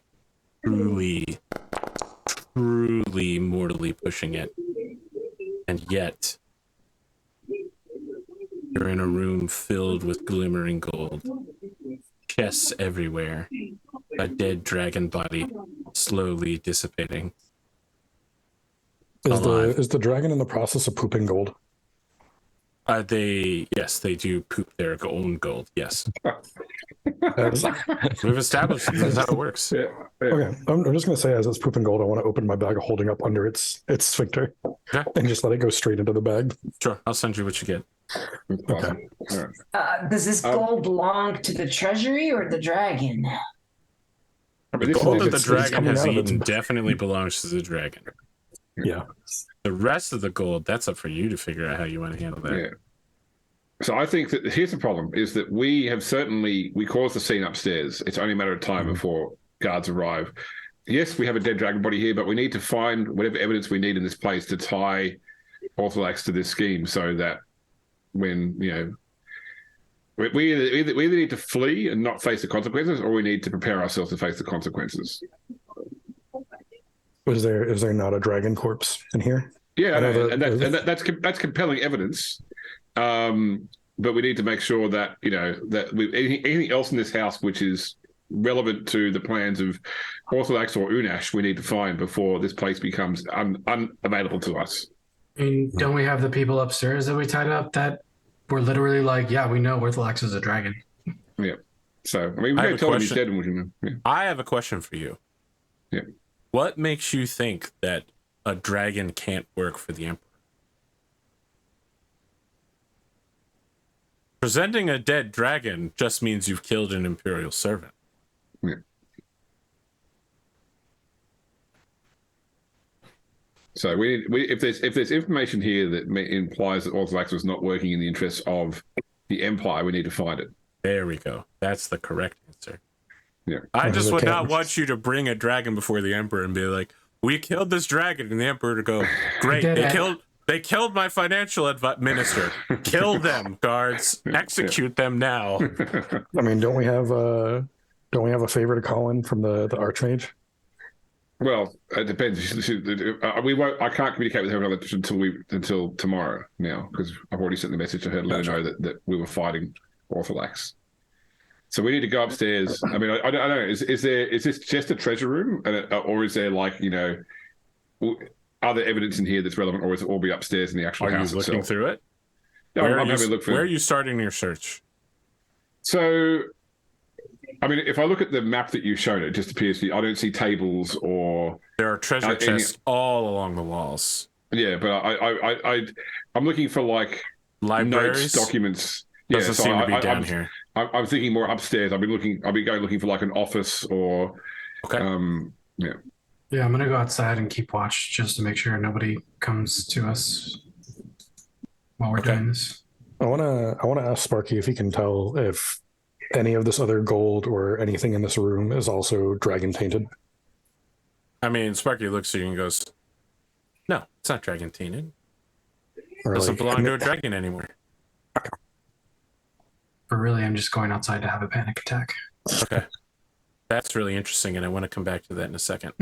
All right, so we're starting with Anira goes outside to have a panic attack. Hithrix is going to the first or other floors in order to... If she's willing, I want to take Guineria too, because I think she's a better investigator than I am. Okay. I'm on it. Where is Gudrick going? Do we care about looting this room at all? I think that's a lower priority because it would take, Okay. there's a lot of stuff in here. It would take a long time to get all this stuff out. Like, okay. I think I'll go upstairs to check on Tanira. yeah, and our ownership of it is questionable as well. Yeah. Where's Sparky going? That's up to him. Sparky is going to remain down here and start cataloging. Yeah, he's going to Scrooge McDuck in this gold, isn't he? How many times in his lifetime has he had this possibility? In this lifetime. I would like the following things. I would like a at advantage investigation from Guineria. I would like Sparky to make an investigation.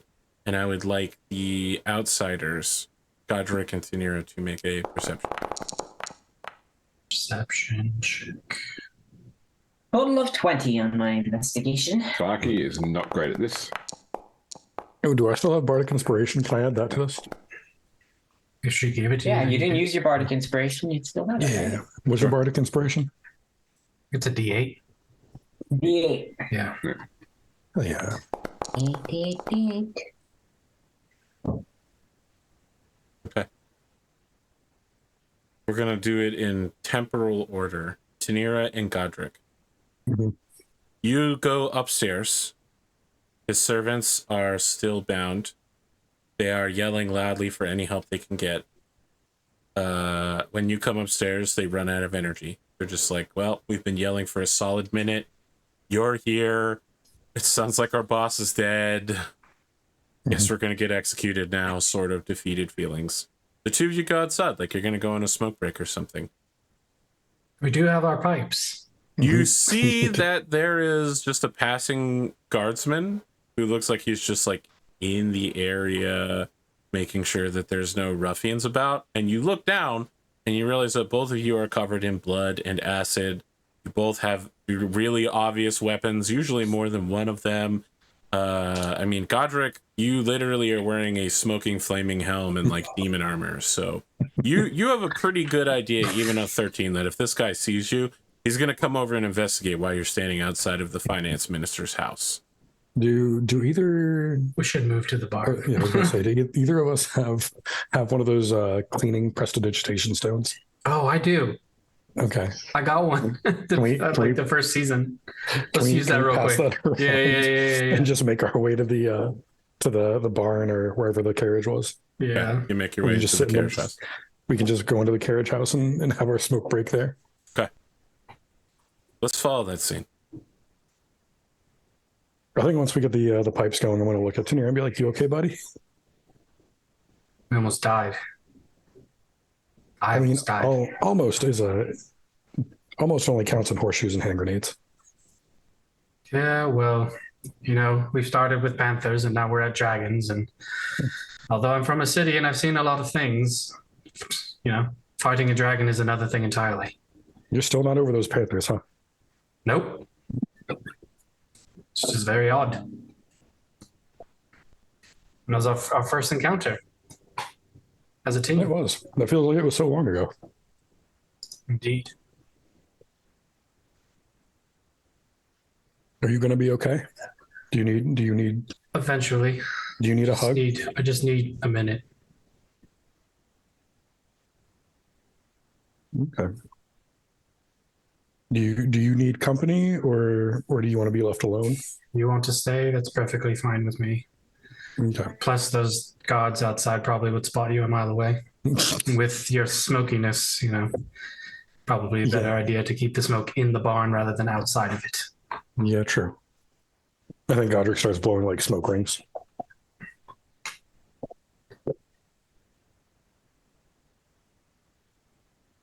And I think he's antagonistically trying to blow the smoke rings over Tanira's head. Wow. You think you can just do that? Just defeated a dragon. I don't think that's a good idea.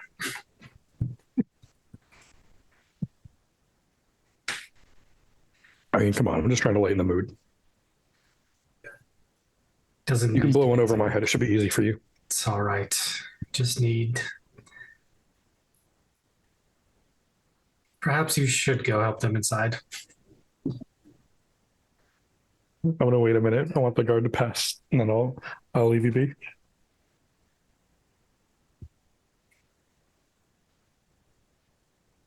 Inside, the two of you begin looking through bookshelves.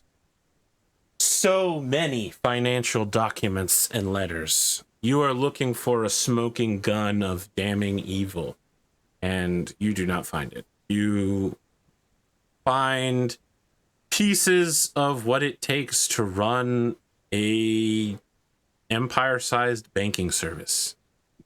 Probably the largest stack of papers you find are complaints from citizens all over the empire complaining about paper money. Certainly there is not absence of corruption, but it's also normal and petty and minor.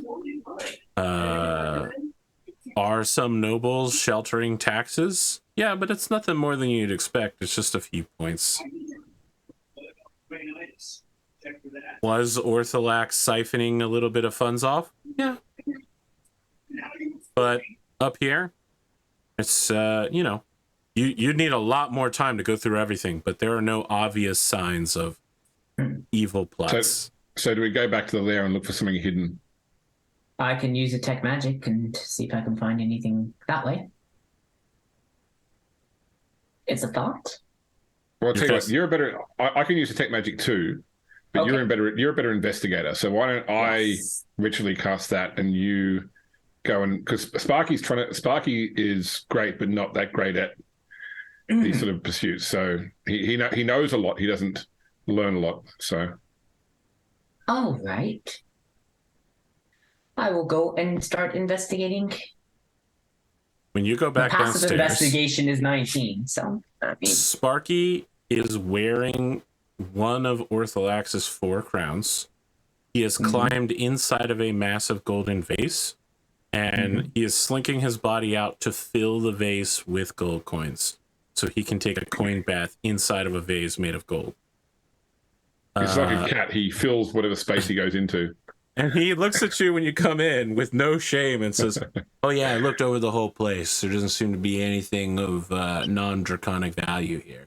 As he's moving his body really weirdly to like get the gold to move around, and like he's a gold dragon now, right?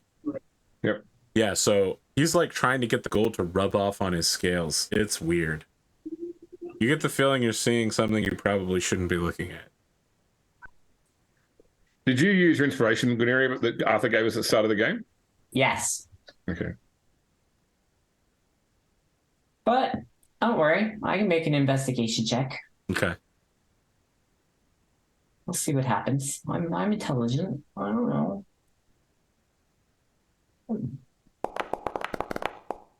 Hey. Ta-da! In this house, we honor natural 20s. I don't know. Or like that's, fourth. that's from a different game I played. Don't worry about it. Unbelievable. Yeah, I just saw Arthur die inside. This is bullshit. My character almost died. Listen, she now... gave herself her own inspiration by saying, "I'm smart." So, Yeah, 17 intelligence. I mean, come on. Character-wise. She's got things going on up there. No help from Sparky. You begin popping these treasure chests open. In them, you find letters about a private army that Ortholax has been assembling with multiple subunits. Banditry across the country is being incited by Ortholax. He's also paying nobles to buy up their land so that it belongs to him and not them. He's buying spare estates. You find correspondences between him and Baron Petrosia, where he is desperate to buy Dragonhold, and Petrosia sends him a letter indicating that he has, by the time his letters have arrived, the first letter from Ortholax has arrived, he's already given it away as part of a payment in favor.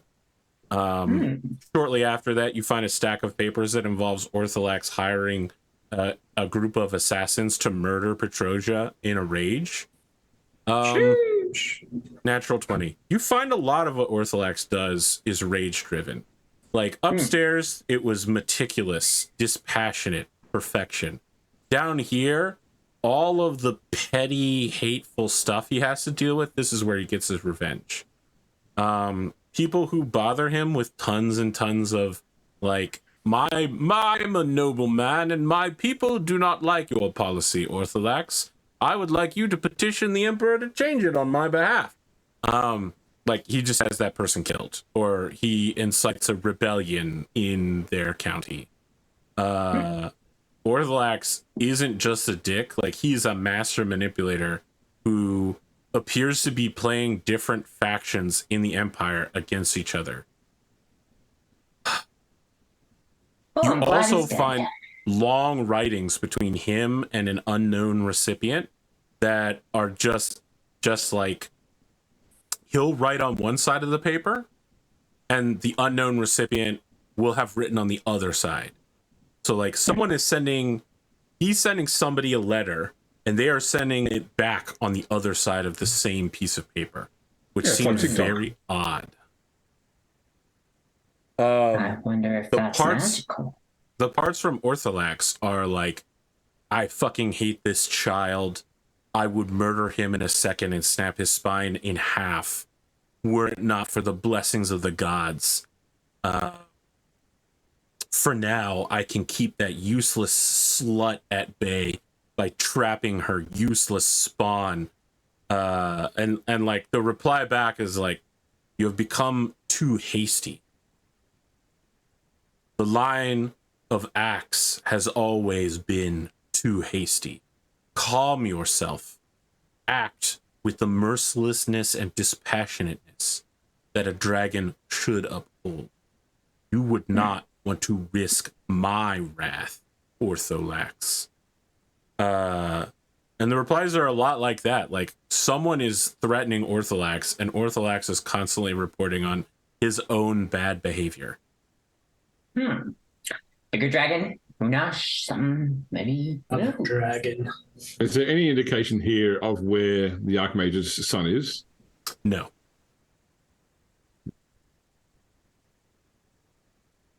She said she was going to handle it, so maybe she already knows. Yeah. I just hope like the Archmage's son wasn't turned into a werewolf, for example. Still sentient. You go look at the werewolf body. It doesn't seem to have a familial connection to the Archmage. Nice. Not immediately. You've determined that the crowns and the chests all belong to Ortholax, but that this is the gold reserve of the Empire, and it belongs to the Empire. So we only take what is, well, I think what we should do is we should take this evidence. We should leave here not making a scene, go straight to, use our invitation to see the Emperor and present the evidence only to him. Sounds good. The thing is, like, there's like a lot of there's enough information here that you could actually trigger an uprising. We don't want that. Like if the people learn about some of the things that's been happening, like the banditry, etc., they'll blame the emperor for putting someone like Orthodox in a position of power. So we need to stave that off. And I think going straight to the emperor is the way to do that. Oh. Any goodies in the chests? Yes. I will now post what the goodies in the chest are. Okay.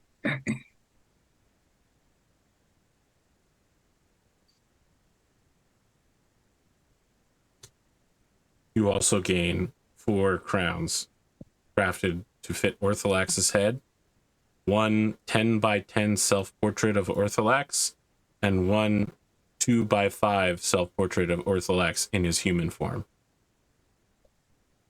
Upstairs, Kithrix, you find several items of note that are magical. Above each of the doorways, there is a rune of alarm that will alert anyone that enters into the premises that someone has come in through a door. You find a shower curtain of warding. It's like the amulets that all of you wear that prevent someone from determining your location. If you shower and runoff from your body touches this, it has the same effect for 1 24-hour period. Okay. You find that in Ortholax's room. You also find a mirror that is magical, but you'll need Identify in order to learn more. Okay. It is also in Ortholax's room. How portable is the mirror? It's about 1 Ortholax human form size. Okay, so it'd be quite obvious to be carrying around. Okay, yes. Nice. And I think the bag of holding, the object has to fit through the aperture of the bag of holding to be able to be put into it, doesn't it? Yeah. I mean, fortunately, if we can replace some carriage wheels, we have a carriage we can use. All right. Actually, I have mending. I can just mend the wheels. I mean, taking Ortholax's carriage. You fix them. Yep. We should probably taking go to Ortholax's carriage once again is probably going to attract a lot of attention. I think we need to be as low profile as possible until we get this information to the Emperor. Yeah, because they're probably not going to come to the house until we speak to them anyway. Yeah. Well, I wasn't thinking we were just going to load everything up and just roll out. I mean, maybe. I take it, you don't know Identify, do you, Guneria? I do.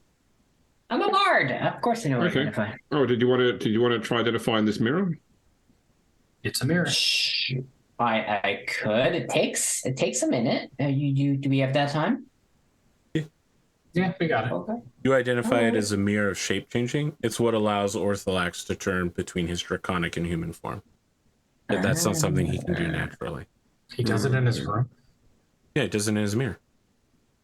That's crazy. It allows you to change form into one other person that you've seen before. 24 hours in the mirror. All right. I think we gather these things that were Ortholax's and we take this evidence. And do anyone else have the shower curtain?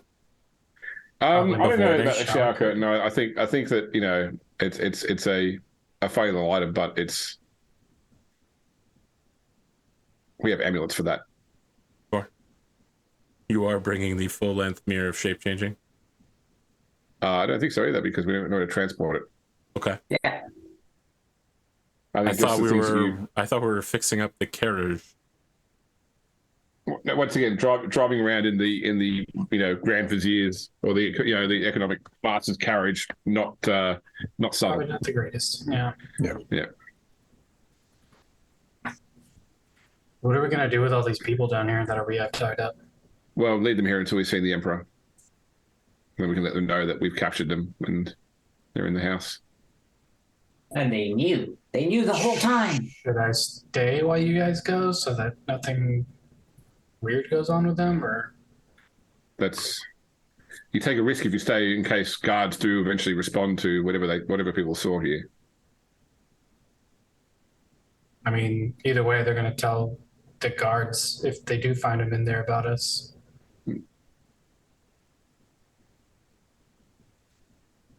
I'd say we take the people and throw them in the treasury. Yeah, that Just works for me. leave them tied up down there. We'll come back for them. With the dragon bones? Sure. The dragon bones. They were super yay orthollax, so they can be down there with Well, lock them in the wine cellar. Sure. Listen, this is a real the wages of sin or death moment sort of shit. Okay. You lock them in the wine cellar. I assume they're all still tied up as well. Yeah. Yes. Do you at least give them access to glasses and wine so that they can drink their problems away? Sure. Okay. How are they going to use it if they're all tied up? I Well, mean, if they have can- if they have the beer tap, you know, one of them could lean against it while another glugs it from the floor. Guess you won't need glasses then. I give them straws. Drink your wine from Yeah, the straw. okay. How many straws do you have? What are they made out of? What sanitary straw material do you have? I don't care if it's sanitary. One of those paper straws. What do I Paper care? straws? Uh, Like those pasta straws, good for 10 every seconds. Yeah. so in Australia last year, like every company which used straws replaced them with paper straws. But like they every kept them in fast food place. plastic packaging. No, paper packaging. But the problem is, like halfway through your drink, the straw's disintegrating. So it's fucking annoying. Anyway, So yeah, we do that, and then we go visit the Sultan. I'm gonna say I'm pretty sure I can dwarven forge god some straws real quick. Okay.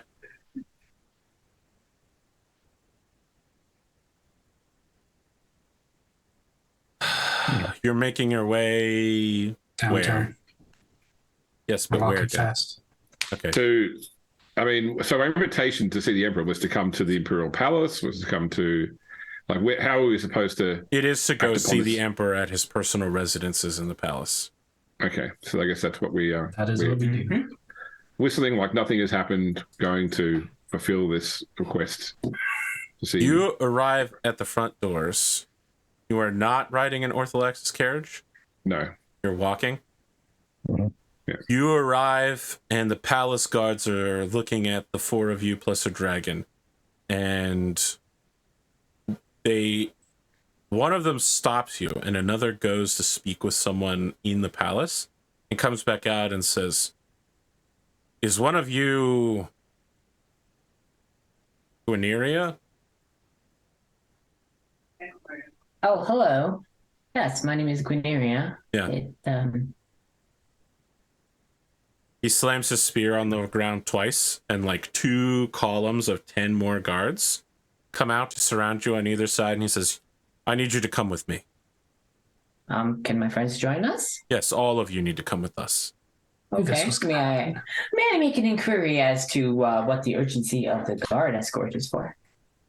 The Archmage has ordered that you be brought under guard. Fucking All right. Archmage, dude. Okay. As the 2 columns form up around you, one of them attaches the emblem. It's not exactly like a flag, but it's something like an emblem of what used to be Guineria's hometown. The other has a extremely crude, on the opposite side, head of the column, has a extremely crude, seen once by a drunken person emblem of Dragonhold that's been raised up. It's pretty clear that someone has like painted on a canvas, and that canvas has been raised up. I remember us going through like a whole emblem creating scenario, and I Mhm. forget what it looks like. What does it look like again? It's the tower, and then it's an object to represent the 4 of you. Oh yeah. But you never had any flags made, so there's literally only 1 copy of it, and only one person And it's in at the whole Dragonhold. palace has ever seen it, and was Yeah. forced at sword point to remember it, so they could make this just for you, for your honor guard. You arrive through a opulent Buckingham-style palace No Roman columns or anything like that. It's just quiet and velvety.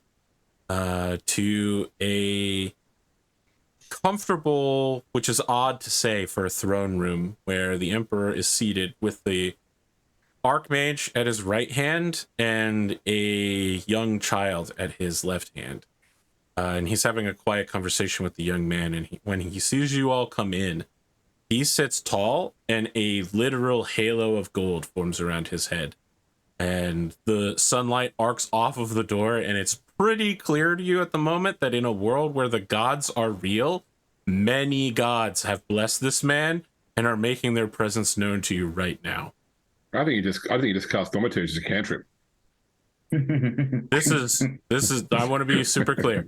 This is no mere wizard spell. This is true god magic. Okay.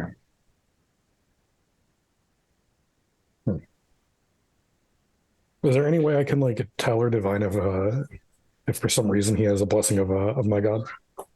He does not. Your god is not one of the gods that bows to the emperor. Okay.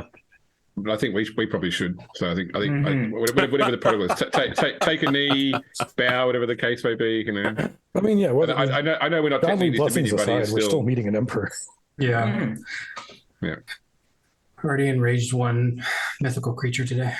Yeah. Well, the A emperor very big curtsy. kind of nods to you slightly and finishes speaking quietly with the boy to his left, and he says, "Very well. Stand up. You may approach. I have heard from the Archmage Janine what you have done for the Empire. We've also brought significant evidence of Orthodox's perfidy directly to you. It's unnecessary. Janine has informed me of all of the plots she is aware of. I will have my people go through them.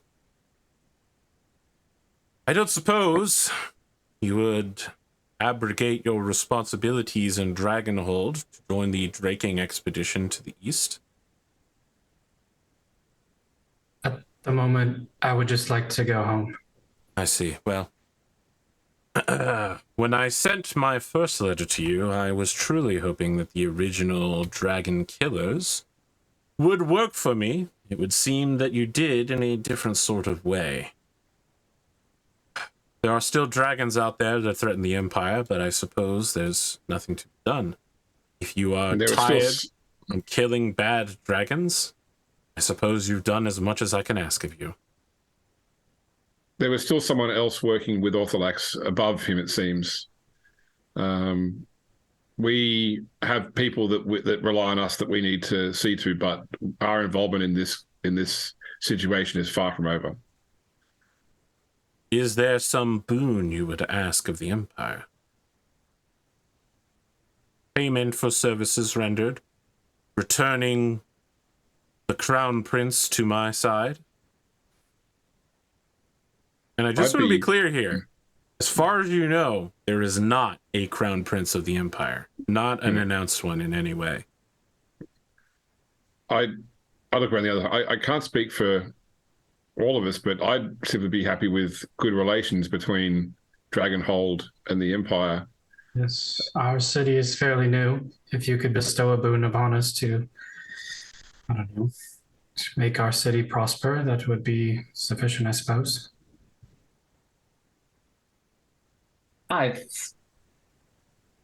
My most humble and appreciative thanks, as you've already given a boon allowing all of the elves, the people that I'm supposed to care for their spiritual well-being, you've allowed them to travel to Orishban and thus have a very easy trip to their new home. Halt, Gwyneria.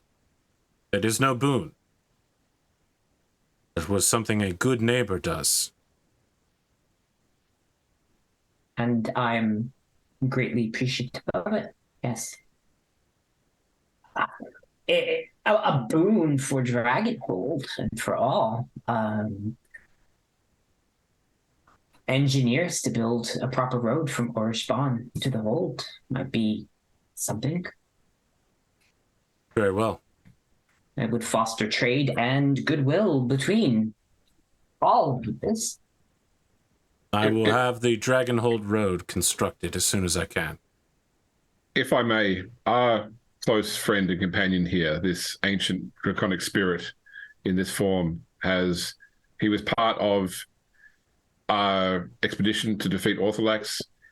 As a dragon, I think we'd ask only that he be accepted in the Empire as not an enemy, but an ally, but also perhaps some tangible reward for him, as dragons are of want for gold and treasure.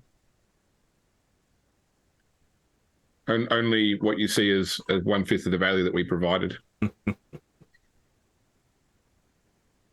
Very well. He stands up and begins walking towards the 5 of you. It is said that a hero is one who acts. There are some who serve for their entire lives, but they are not considered heroes. A hero is someone who, in a very desperate 30 seconds, holds the line and inspires others to do the same, or dies trying. A hero is one who has offered service in the face of death and destruction. And we recognize such things with medals for heroism. And he takes out a giant fucking red and blue ribbon that ends in a gold star with a sort of emblem of the Empire on it. There are no clothes through which I may append the official emblem of heroism for the Empire upon you, Dragon Sparky. But it should be known that you bear this medal on behalf of Dragonhold. That you and your companions are recognized as heroes in the Empire. Should I just hand it to you? Would you like to swallow it or something? I have not met many dragons. I suppose I've met one more than I thought I did. Sparky just eats it and goes, "Thank you, O wise and mighty Emperor. I am a hero." It's star-shaped. Where he finally gets it down. Just working it through. I will have the road to Dragonhold begun as soon as I can, but understand such an engineering project will take many masterful crafters, materials that cannot be assembled quickly. Orishban is the furthest southern edge of my realm. He's just kind of standing like among the line of you. He's got like a weird princely, like he's leaning back slightly and says, "Thank you for your service. I hope that we can be allies when the dragons truly come. My advisors tell me that whatever this coming of dragons is, this dark wing of Unaj, will come suddenly and frighteningly so. That all that we have seen so far are just the opening acts of a bigger war." Whatever we learn, we'll share with the Archmage Janine at 25 words a day or less. Yes, it would seem that you have gained the functionality of a sending stone and the ear of my Archmage. Yes. I would ask, not to be so bold, but if my parents are well. Yeah, Janine's just like, they're back in my mansion. Understandably, they're rather upset at me, but they are recovering, waiting for you. Once we've returned all of you together, you can use the network to travel back to Orishban, or if you can wait until tomorrow, I could teleport you all directly back to Dragon. I think we would prefer wait a day and all go together. That seems like quite the advantage. It will save some travel time, and we can be home quicker. If A night in your wonderful city would be a great respite for us all. I may ask for one boon from you, what's the appropriate way to direct an emperor, like my lord or your highness? Emperor, just emperor. Okay. Yeah, your emperor. grace. Your grace. I mean, your grace, because he's also the head of multiple religions. Right. I don't believe we've committed any foul doing, but if there is, or if we have, may we be pardoned for it? I believe at least one of your company is wanted for religious crimes. I would need to consult with several gods in question before I pardoned you for... What was it?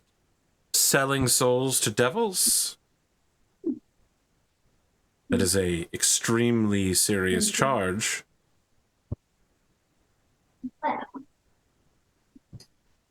I'm at your mercy, your grace. Are you now?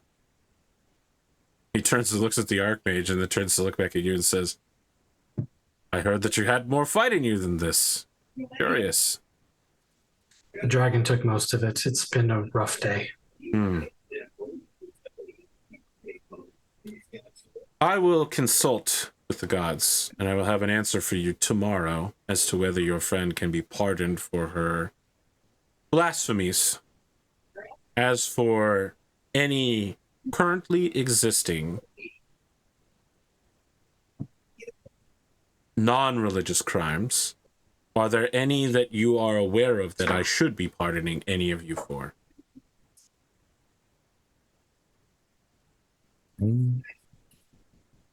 None that we would know of. I was going to say, do we want to do a quick huddle? Not in front of an emperor. No, not really. It was our fear that Ortholax would have fabricated such charges in order to detain us. He did detain such charges against you. Rightfully, many of my guard captains chose to ignore him. He was not popular among law enforcement circles. I'd say the only thing I can think of would be it would be essentially assault on the three people that were in his house, like who were complicit in these actions, by the way. So they I mean, as long as you're going for that, you should probably also get a pardon for killing a member of the royal cabinet. But the emperor is waiving all such petty and small crimes. We do make sure that we tell them about the people that like we don't want them to starve to death waiting for someone to come and free them. He turns to the Archmage and says, Janine, if you could see to that. This is a little bit of your mess.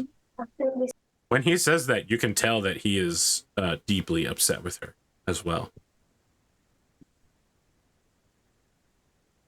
Janine. She turns to you and says, yes? Oh, I said that in my head. Well, if there is nothing else, I thank you all for your service as dragon killers and as heroes. Go, companions of the great dragon Sparky, and tomorrow we shall return you to your own domiciles. Thank you. Thank you, Emperor. Trixie again. We, once again, yes, our thanks from all of us, and to continued good relations amongst Dragonhold and the Empire. He gives you like a very graceful, like, move it along.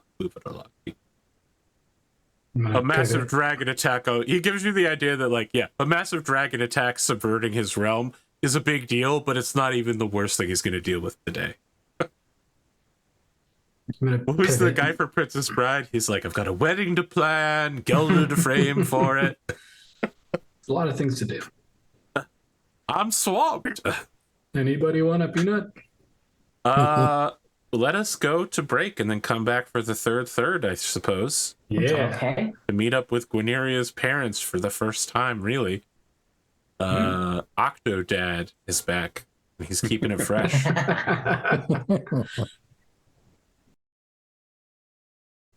I see.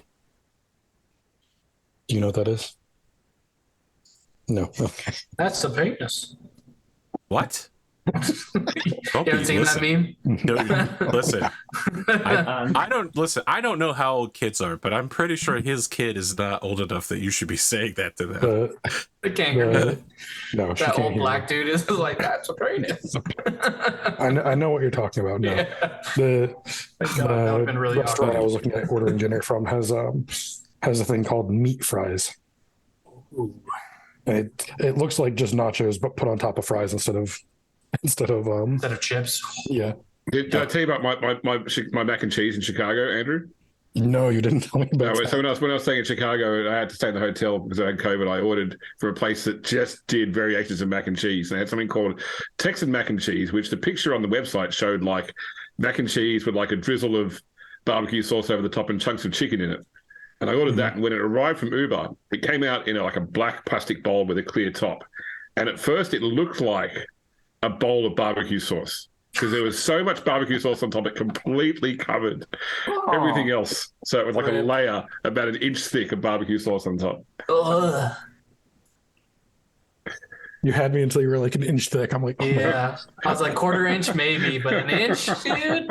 You put the whole That's bottle so in there. God. Someone didn't screw the lid on properly, apparently. When they tied the tip, it must have just, all come Yeah, out. they're like, oh, well, send it. Would you like a little macaroni and cheese with your barbecue, sauce? All right, we should go back. So, Yep. as you're making your way out of the palace, escorted by your honor guard, Sparky says, "Wow, I thought to be a hero, I needed to have morally correct actions and act in a way the gods would find good. Didn't realize that by spending 30 seconds committing extreme violence, I would be worthy of being a hero. This is really going to change my outlook on life."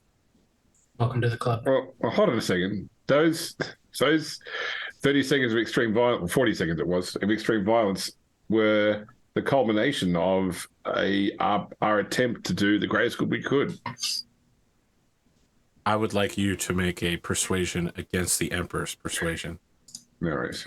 I will give you advantage. Okay. Can I cast guidance? Shit, you better. Yeah. You have He's a guidance. motherfucking bard. No. Yeah. He could roll really low. He did roll really low. He rolled a 2, so you win. All right. Congratulations, Dad. Sparky looks like he's on the verge of accepting the Emperor's version instead of yours, and then he nods and says, "Okay, well, maybe that guy doesn't know everything. Hey, Oh, so I was Not a listening. dragon." I wanted to give you guidance and just chime in that that discounts all the prep we put into before going to the guy's place to beat him up. Yes, preparing to kill someone is better than acting morally correct. I understand. Exactly.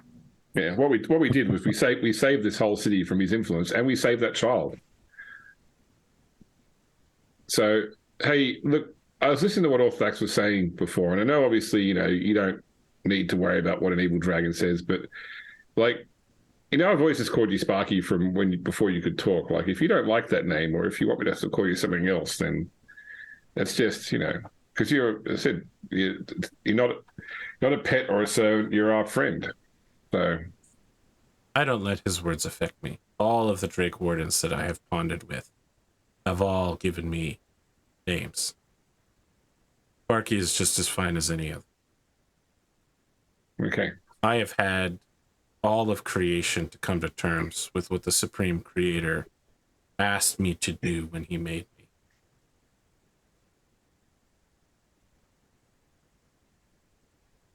All right. But Right. if ever So you the feel guards different, you say so. I just want to be clear that the guards who are with you are literally listening to a ancient mythical beast talk about the moment of creation and are just like, what the fuck is happening right now? Is this dragon insane? It just talked about how it would be a good idea to kill tons of things. Like, they're trained not to show emotion, but they are feeling a deep sense of fear escorting this creature. Single bead of sweat. Don't worry, he's a hero dragon. Yeah. They just heard what he thought heroism is. According to the Emperor, nonetheless. They drop you off at the front door. And that's it. Like, you're free to go wherever you want in the city. Janine told you that your parents are waiting at her house. Need a bath. Just to be clear, you haven't been pardoned yet, Daenerys, so you are still wanted for your religious crimes. That's right. I still got to go through the city anyways. No different than when I it was still entered it. a fair distance to the Archmage's house from the city, wasn't it? It's like 13 miles northeast of the city. How long would it take me to ride out there? No, doesn't seem that long. A couple are hours. you getting a horse? Are you riding Sparky? Are you getting we have a horses. carriage? Yeah, where is my horse? You've left them outside the city. No, we said when we were coming, we stabled them in the city. I asked them specifically if they were Oh, that's stable right. You did. You stabled them at the exit of the city. All right. Well, you can go walk back the out. rest of you, if you want to go and celebrate, or you can. I want to see this family reunion. Unless it's a private thing, you don't want us to be involved in. When have I been private about stuff? I talk about everything. It doesn't matter. I would love for my parents to meet my ferocious companions. I mean, you saved me today. I was almost dead. Being eaten alive by insects in a swarm. So I would be honored to introduce all of you. While you are having your speech, Sparky is using a combination of his claws and his mouth to remove one of Ortholex's crowns from his bag of holding around his neck and putting it on his head.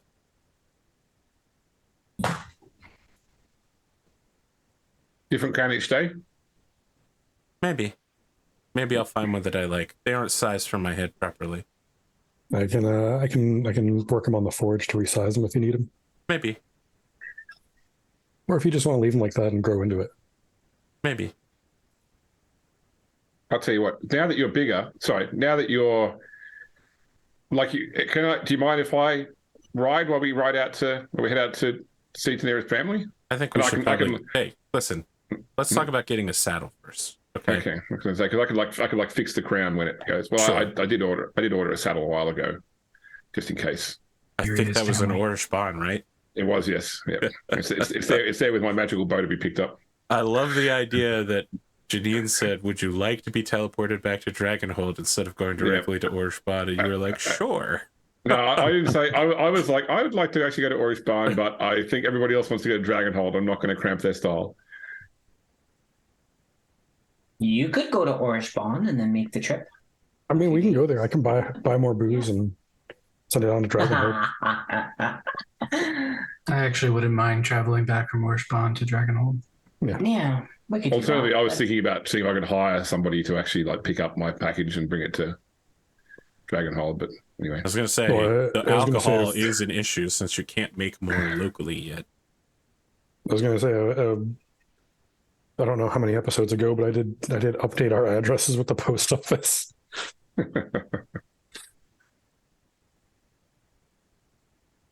You make your way to the Archmage's manor on your horses. When you arrive, you're just greeted by invisible servants, helping take off any travel cloaks that you have, or just saddling in your horses and wiping them down. And because they're totally invisible, you're not clear what's happening when it's happening until it's actually already happening. Mm-hmm. Although we're doing this in her actual mansion or in the Magnificent Mansion? It's outside of her very real house, a real multi-story house. The front door to the place opens. Let's stride inside. As you go inside, I want to cut back. There is a small, tiny little spider bot on the floor of Ortholax's lair. Crushed, trampled, destroyed. And then it like slowly begins getting up, and just with one tiny little leg pulling itself closer and closer to the door. It's going to make a long journey all the way back to Esport to return to its master, having completed its job. Years later. No one ever knew that you couldn't have defeated the dragon without that one chemical gas attack. Because he barely died. Barely. He did. Yeah. I mean, Sparky had an action still, but... All right, yeah, Sparky probably could have killed him for sure. You enter into the house, and you hear sounds coming from the kitchen. You hear sounds that are something like, "Oh, no, my love, it's too much salt. Now we have to add potatoes to remove it. Potatoes. They don't even grow as far. We're so lucky to have full access to our larder. I'm telling you, we should just throw all of the most expensive ingredients in here for what she has done to us. Why are we making elvish soup when we could be making some sort of combination of surf and turf?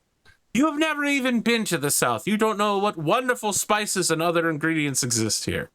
And you just hear someone sing very lightly and beautifully in Elvish over top of a loudly arguing man. Godric, I think they're in need of your spice services.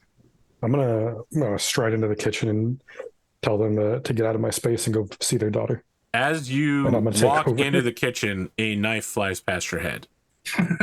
You see a battle-ready, full-sized octopus wielding 7 other knives that has like thrown a knife in warning at you, and all of its arms are undulating as it's preparing to like throw another knife at you. I'm gonna pick up the salt and say, "Don't tempt me." Okay. You see a sort of dark-skinned man who is clearly Guineria's father, and a woman who basically just looks like a older version of Guineria. And the man says, "Oh, who are you? And why should I not kill you?" My name is Godric, and you shouldn't kill me because your daughter's outside, and I think she might be upset if you killed me. Please go visit your child, and I'll take over cooking dinner. He's like, "You think you can tell me to get out of this kitchen? This is my kitchen now, sir." So he's just like pushing Enlaelra out of the kitchen, and in the process, the octopus is pushing you out of the kitchen, and he's like, "Both of you get out of here. You are a plague upon my kitchen." Absolutely not. Summon an echo at the oven trade places. Yeah. I'll actually do exactly that. Someone an echo on the other side of the kitchen and just swap. All right. His just looks confused, but continues to throw potatoes in the soup. Guineria, your mom and your dad's octopus begin making their way towards you. The octopus has 7 knives. Octi, put those knives. What do you do? Why do you do It that? hides the knives behind it. So its whole body is like dreadlocks pulled, just hiding its knives behind it. As all of its little arms continue to undulate slightly. It's just balancing on the one unarmed arm. Is that right? No, the whole it's like using all of the arms to balance to hide the knives in a stack behind it. If you're trying to hurt my friend Godric, that's going to be quite rude. I don't appreciate it. The octopus shrugs with 3 arms and indicates to you that it was cooking. It makes like a chopping motion. Yes, while Godric is a professional. All right. While this is happening, your mother has just come over and like folded you into a hug. I return the hug. All right. She's just like, "Well, wasn't that bad. Honestly, it's been centuries since I had a vacation. The cage was a bit grandeur. It was inappropriate Well, for one of your station. She's a human wizard. We can't really expect much out of her. It's not like she actually knows how to use magic or manners." Well, she might know something of magic. perhaps the experience will help with her manners in the If you future. have to write it down in a book, you don't really know it. Mhm. I would have thought a bard would know better. How many papers have you published? None. I've been busy working on freeing our people and then freeing you. There's right. no time for papers to publish. I want you to realize your mother in that moment is more deeply disappointed than she has ever been to hear that you have left on your journey to become a College of Lore bard and you have become too busy to do the one thing that would make you a College of Lore bard. The fact that it's not even just disappointment in you, it's like disappointment in the situation. It's a deep sadness that she shares with Rython without the pageantry. It's just a recognition that it's bad that you didn't do this, but it's also bad that life has made things this way. It's a elven sorrow. She did originate a great song that became very catchy in Irish Barn. Yes. Very well. Yes. What is the lyrics to this song? I don't know if they're suitable to sing in front of my parents. You wrote a bawdy song? There were nobles who would oppress us, who would take advantage of us. You wrote a diss track. Your one claim to fame as a College of Lore bard is that you wrote a diss track against, I'm assuming, orcs. No, it was a human encounters, wasn't it? Well, yes. that doesn't make it better, but it also doesn't make it worse. I think it was actually No. political commentary. It is political commentary. I plan to write a comprehensive tome on dragons, starting with green and then black. I'm very proud of you, and I'm so glad that you saved us. And Janine told me of your dragonhold and what has happened to the elves. I'm so proud of all of those things, but you shouldn't forget the basic tenets of your profession. I was loath to let you wander into the world for fear that this exact thing would happen, that you would forget your responsibilities to your profession. My responsibilities to the profession must take a back seat to those responsibilities for our people. If you passing on the mantle of Blessed of the Cained Star is certainly more important than publishing a paper. Being the Your Blessed of the life Cained matters Star more. did not stop me from performing any of my earthly duties. I have hundreds of years to continue these earthly duties. You speak will of be your worth to our people. What greater worth could there be than you to create a comprehensive history of the people of Lylarian or Thond, to let all of the world know of what happened there, of our culture, of our heritage, of our grandeur, where we have come from, and now to Dragonhold where we go. You are the only bard who can do this, for you are the only bard among us. Our lore could be the lore that catapults you to the highest ranks. Yet, you spend your time writing diss tracks for humans in a half-orc kingdom. Is there any ale in that kitchen? Yes. Thank you. I'll be right back. Mother, this is Tinir. Hello? And That you keep Pithrix. doing. This is the whatever one you that do. punches people randomly. Not randomly. Not randomly. You know. And of course, Sparky, the most She noble of dragons. speaks to him in Draconic while offering him a greeting. He just kind of seems bored and is trying to balance the crown better on his head. He's not impressed with your mom. He's not impressed with much. No, it's okay. He is who he is. And who is the boorish dwarf who has broken into the kitchen and upset my husband? Godric Deepbottom? Oh, well, he is an excellent chef, amongst many things. All right, Godric, And they are all saviors of our people. It's time for a Without chef them, I could not Time for a chef off. I'm have here for saved this. anyone. So But think, 2 meals that we could taste, test, compare, contrast. It would be. Are you trying to hype man your dwarf to your mom? Yes. All right. Well, just be aware. Absolutely. She's been eating your dad's cooking for centuries every single day, so this is going to be a pretty high bar. Is this going to be like MasterChef? Yes. The like, dragon will show up and be "This is like, the item." cuisine! This is a special ingredient for today. Swordfish!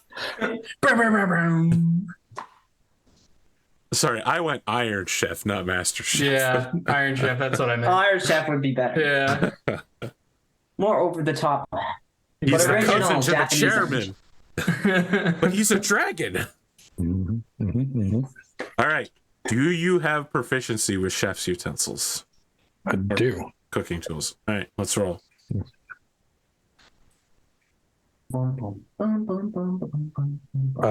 Can I give myself guidance before we start this? You guide yourself. Yes, Yes. yes, you I can. think- Have you used the information that Arthur He gave at the did. start of the I session? believe he did use his I inspiration. used my inspiration He earlier. did, yeah. Yes. We all did, like immediately. I rolled a natural 20, so get Oh, fucked. Absolutely get fucked for 28. Hey, can Godric get bardic inspirations? Since Yeah, I've been Quinteria hyping was him up. Hyping him Yeah, up, right? you know? Sure.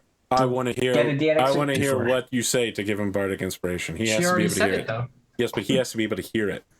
Yes. So I think I peeked my head into the kitchen and was like, it is a fierce battle, but it is one not that takes life, but nourishes it. And Godric, I believe in you to be able to balance salt and spices and everything perfectly. Your father looks fake wounded as he says, "Hold on. Are you using bardic magic to inspire him, but not your own father?" Father, you are a master of all things. I don't need to inspire you to have greatness. You are great Octi, as get it in is. here. I need you. Sous Chef Octi, dude. I think when Octi comes in and starts helping him, I summon my spirit back to help me out. Oh my I summon god. my mom's spirit. No, I got it. I You want gotta you have a to sous chef. summon like a warrior spirit to help you in the Warrior kitchen. spirit. I'm so tired of no warriors on the battlefield. You summon a soldier. All right, right, make your let's see what roll. I can get. You got to I beat got a a 28 and D4 also and a hit an at 20. You didn't do I only either. got a 22. Still pretty Listen, good. you're a good chef. You're a great chef. Mhm. A 25 is nearly mythical. A 30 is the highest you can possibly get. A 20 is still the best a human could accomplish on the best day of their life. All right? You have exceeded that. Your dwarven cooking here is incredible. But her dad is just so much better than you by a wide margin with no magical aid. And listen, on the plus side, I get to eat both amazing foods. So everybody's a winner. All right. So, what are you making? What am I making? Yeah, what are you making? I think I'm doing like because I know the octopus is probably going to be eating with us. I think I'm doing like a fish fry. I think Octi just like comes over and is really interested because he wasn't necessary for a help action. So he's just like paying attention to what you're doing and occasionally like pushing a utensil you need towards you. Even he has betrayed his own master. Of course, Rudra does not need it.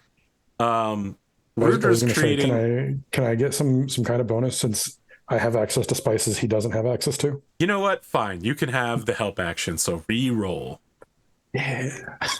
The D20. You just re-roll the D20, not the others. Yes.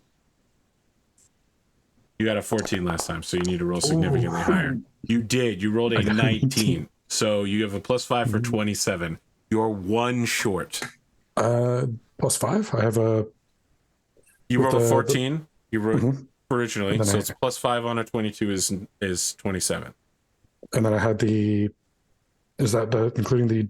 That's 6 including from all the other bonuses. Okay. We're eating good tonight.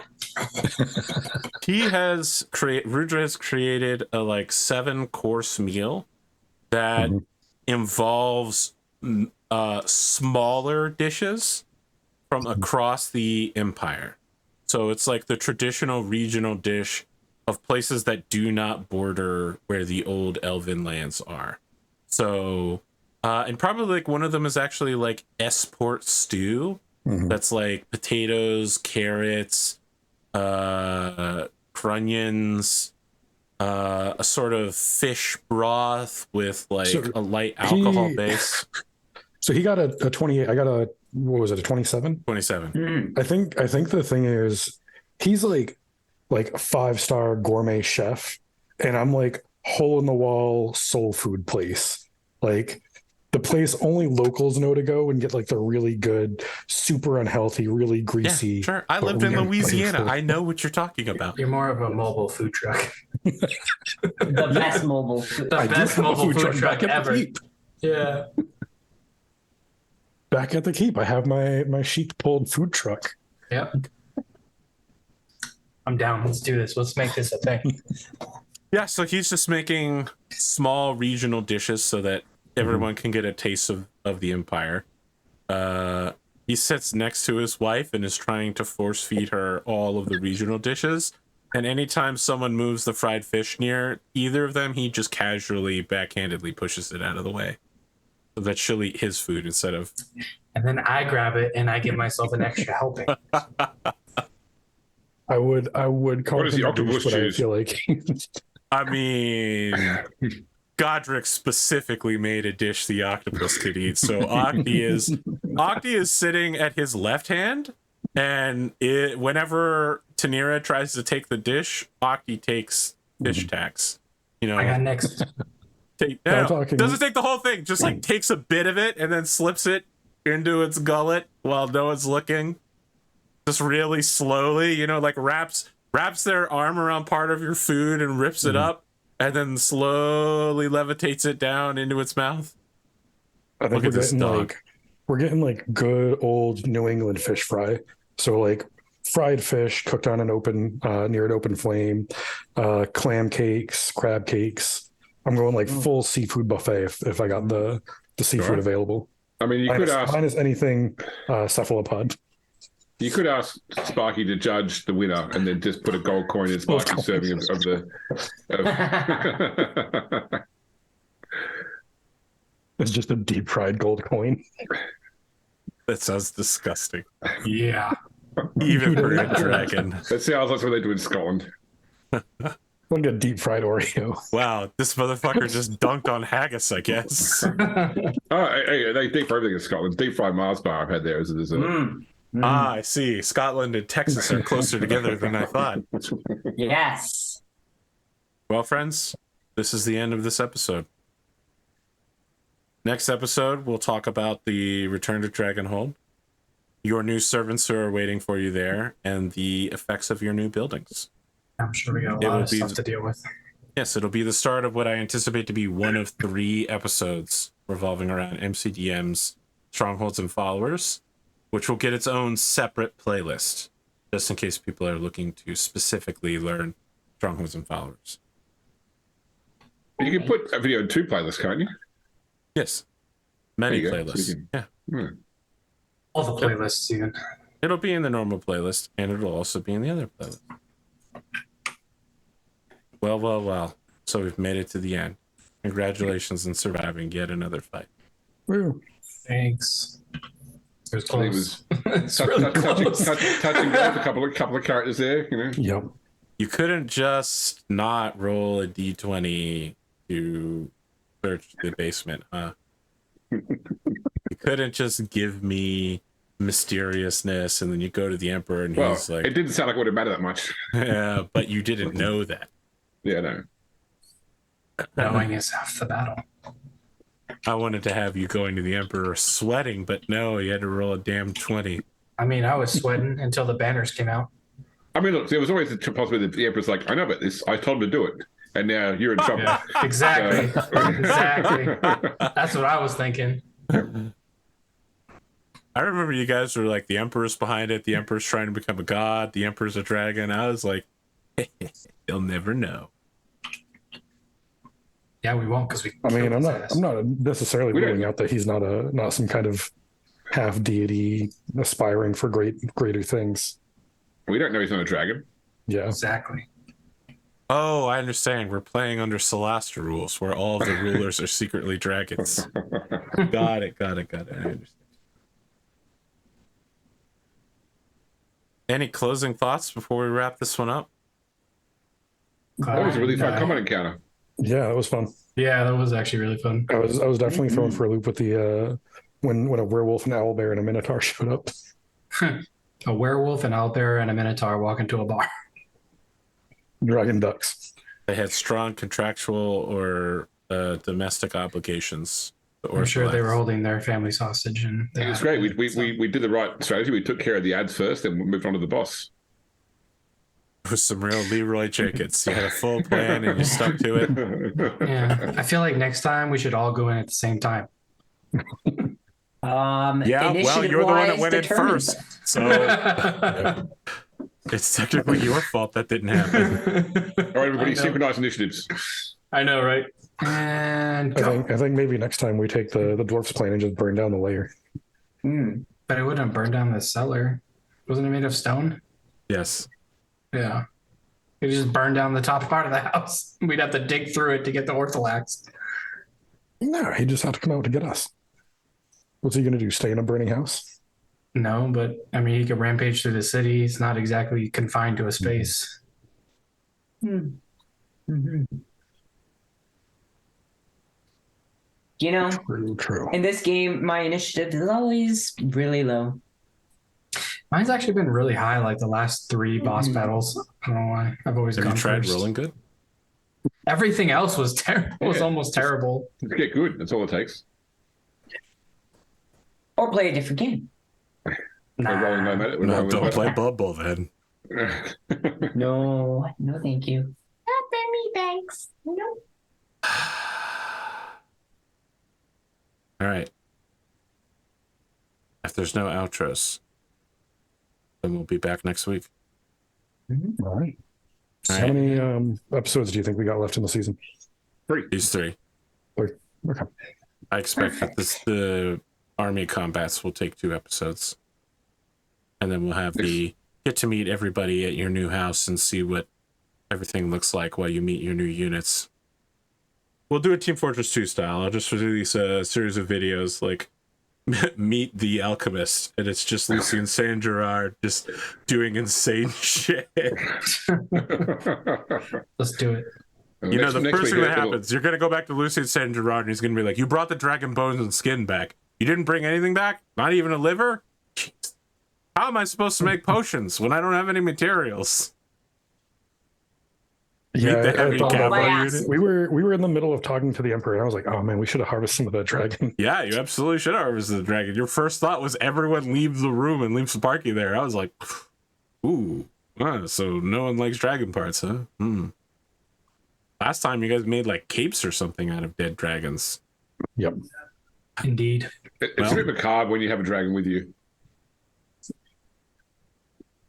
That's a real Dimension 20 Ravening War. If you are a fruit, does eating fruits make you a cannibal? Brennan Lee Mulligan screaming, you're made of meat and you eat meat. Does that make you a cannibal? All right. We'll be back next week, probably, in order to bring you the greatest of entertainment, sitting around and talking to villagers.